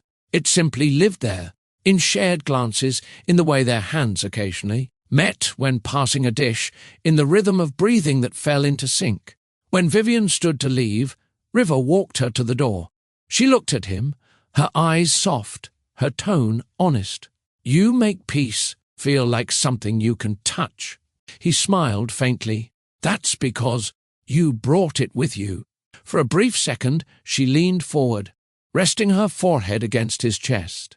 The contact was light, fleeting, but it said everything words didn't need to. It was late evening when the moment began to form, not planned, not rehearsed, simply born out of quiet timing. The studio was closed, the lights dimmed to a soft golden glow that spread across the polished wooden floor. Outside, the city moved with its usual rhythm, but inside everything felt still. Vivian stood near the gallery wall, adjusting the angle of one final photo for the upcoming exhibit. It was one of River's newest works, candid portraits of the children they'd mentored, each smile captured in natural light. Behind her hung the framed image of herself, laughing in the rain, the one that had come to symbolize her rebirth. She didn't know that River had been watching her for the last few minutes, his hands tucked into his pockets, a quiet smile playing at the corners of his mouth. There was something sacred about the sight. Her calm, her focus, her peace. She had built this life from ashes, not with fury, but with grace. "You always fix that frame," River said softly, breaking the stillness. Vivian turned, smiling. "It leans sometimes. I like things balanced." He nodded, stepping closer. "You've balanced everything. The studio, the classes, even me." She laughed lightly. "You were never unbalanced, River." He tilted his head. "You'd be surprised." Their laughter faded into the gentle hum of the night. The space between them filled with the familiar comfort of two souls who no longer needed to fill silence with words. The faint scent of paint and lavender oil hung in the air, mingling with the warmth of the lights. Vivian turned off the last lamp at the back of the room, leaving only the glow from the window. The city lights reflected through the glass, catching the edges of her hair, turning her silhouette into something timeless. River watched her move, his chest tightening with the weight of everything he hadn't. T said, not out of hesitation, but because the moment needed no decoration. When she turned back, he was standing closer now, his expression calm but serious. "You know," he began, his voice steady, "this studio feels alive because of you. Every corner, every light, it all carries your touch." Vivian met his gaze, smiling gently. "It carries ours, River. You helped build this too." He shook his head. "Maybe. But you gave it meaning." The words lingered, and for a long heartbeat, Neither of them looked away. Outside, the night deepened, and the city seemed to quiet, as if waiting for what came next. The soft light wrapped around them, painting their reflections on the glass. And in that still, glowing room, the one that had seen every stage of her, healing, something began to unfold that neither of them needed to name. River took a deep breath, his eyes never leaving her face. There was no rush, no grand display, just an unshakable calm that mirrored the life they had built together. His hand moved toward the small table by the wall, where a simple box rested, beside the photo they had hung months ago. Her laughter caught in the rain. Vivian noticed his movement, but didn't speak. She only tilted her head slightly, watching as he picked up the box and held it in both hands. The light caught on the metal edges, but it wasn't the sparkle that mattered. It was the steadiness in his eyes. He stepped closer, closing the space between them. "I've spent a long time thinking about what love means," he began. His voice was low, even, each word deliberate, and I've realized it's not about fixing someone or filling a space in your life. It's about choosing every day to stand beside someone even when everything isn't perfect. Vivian's breath caught, her heart beating slowly, evenly. She didn't interrupt him. River smiled faintly. "You taught me that, Vivian. You taught me that love doesn't need grand gestures or endless words. It needs truth and peace." He paused, taking her hand gently in his. His fingers were warm, steady, grounding her. "You've spent years rebuilding yourself, finding your strength again, and I never want to take that from you. I just want to be the person who walks beside you, not ahead, not behind, just here." Vivian's eyes shimmered, her chest tightening with quiet emotion. There was no performance in his tone, no dramatic plea. It was real, solid and tender, the kind of proposal that didn't need an audience. River opened the box slowly. Inside was a ring, simple silver, no diamonds, no luxury brand, just pure, clean beauty. "I don't have the flash or the wealth of the man who came before me," he said, his lips curving slightly. "But what I offer is steady, honest, no walls, no conditions." He looked up, his eyes holding hers. "I love you, Vivian, not because of what you've survived, but because of who you are now. So I'm asking, not for forever, that's too big for anyone to promise, but for today, and for every tomorrow we're lucky enough to wake up to. Will you share that with me?" Vivian's throat tightened. The room seemed to pause, the hum of the city beyond the window fading into silence. Her answer wasn't hurried, it wasn't loud. It came in the same steady rhythm as her heartbeat. "Yes," she said softly, a small tear slipping free. "Yes, River, I will." The word didn't echo. It settled, like peace, finding its rightful place. Vivian's yes hung in the air like the soft echo of a truth finally spoken. There was no applause, no sudden swell of music, only stillness, honest and alive. Her hand trembled slightly as River slipped the simple ring onto her finger. It wasn't heavy, but its meaning carried weight. Not the burden of possession, but the comfort of belonging. For a moment she stared at it in silence. Her reflection glimmered faintly in the polished surface of the metal. She thought about all the rings she had worn before, the one that came with promises built on control, the one that symbolized love that had boundaries. This ring felt nothing like those. It didn't bind her, it freed her. River didn't speak right away. He watched her face instead, the quiet strength behind her calm, the emotion flickering beneath her composure. He reached up, brushing away a tear that had escaped the corner of her eye. "You don't have to hold it in," he said gently. Vivian laughed softly through her tears. "I'm not holding back," she whispered. "I'm just feeling everything all at once." River smiled. "That's allowed." She nodded, her voice unsteady but warm.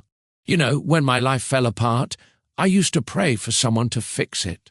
I thought healing meant finding someone who could make me forget. But what I really needed was someone who would remind me I was still whole. River took her hand again, his thumb tracing small, steady circles over her skin. You were always whole, Vivian. You just needed space to see it again. Her eyes softened. And you gave me that space. He shook his head. No, you took it. You claimed it. Vivian smiled faintly, a quiet gratitude spreading through her. Then maybe that's what love really is. Not taking from someone, but giving them room to breathe. The weight of her words settled gently between them. She looked down at the ring again, the silver catching the light in the room. For the first time in years, the symbol on her finger didn't remind her of loss or duty. It represented choice. Hers. She stepped closer, closing the small distance between them. Her voice was soft but certain. Yes didn't come easy for me, River, but I meant it. You've never asked me to shrink, and that's why I can finally say yes without fear. River's chest rose with quiet emotion. Then that's the only yes that ever mattered. They stood there for a moment. No need for more words. Just breath, closeness, and the kind of calm that only comes when love stops being an escape and becomes home. The world outside the studio kept moving, but inside, time seemed to rest. The air was warm, gentle, and still, a space carved by trust, not chance. River's hand lingered on Vivian's cheek, not in hunger but in reverence. Every inch of movement carried meaning, built slowly through months of shared honesty. Vivian looked up at him, her eyes glistening with quiet peace. You know, she said softly, I never thought I'd let anyone this close again. River's voice was steady. Then I'll earn every inch I stand near you. That was all it took. No rush, no hesitation. He leaned closer, and she met him halfway. Their lips touched lightly. A kiss without demand, without performance. It was slow, intentional, grounding, the kind that didn't claim or prove, but affirmed. It wasn't the first time someone had kissed Vivian, but it was the first time she'd felt seen while it happened. Her shoulders relaxed, her heart finding rhythm in his calm. River's hands slid behind her neck, anchoring her, not trapping her, in a moment that finally felt safe. When they pulled apart, neither spoke. They didn't need to. The silence between them was complete, the kind that said everything words couldn't. Vivian drew in a deep breath, her voice trembling in a soft exhale. That felt different. River nodded, because it's not about taking, it's about giving back what was always yours. She looked up again, her hand brushing over his shirt near his heart. You gave me something I didn't expect. What's that? He asked quietly. Peace. River's lips curved into the faintest smile. That's all I ever wanted you to have. She smiled back, the tears in her eyes no longer heavy. They were cleansing, light. Her heart, once fractured by judgment and false love, now felt whole. They stood by the window, the soft glow from the city reflecting in the glass. Vivian rested her head on his shoulder, her fingers still brushing the edge of her ring. I used to think love was supposed to be loud, she murmured. But this silence feels like forever. River pressed a small kiss to her forehead. Forever doesn't have to shout to be real. Vivian closed her eyes and smiled, a smile that reached the corners of her heart. That night, there were no vows spoken, no witnesses to record the moment. But in the quiet of that softly lit studio, two souls found what they had lost. Not love that consumes, but love that restores. Love doesn't always begin with fireworks. Sometimes it starts in the quiet, in a look that says, I see you, in a touch that asks nothing in return. Vivian thought she had everything when she had the world's attention. But what she found in River was something the world could never give. Peace, respect, and truth. So, let me ask you, what does real love mean to you? Is it forgiveness? Is it choosing peace over pride? Is it finding someone who helps you become yourself again? Tell us in the comments below, your story, your definition, your truth. Someone out there might need to read your words tonight. And if this story touched your heart, if it reminded you that love still exists in the small, honest moments, don't leave without showing support. Like this video, share it with someone who believes healing is possible, and subscribe to Mr. Ashford's Love Stories for more powerful journeys like Vivian's. Every week, we tell stories that remind you love is not always perfect, but it's always worth it. She thought her story ended when her billionaire husband walked away. But her real story began when someone spoke her name and meant it.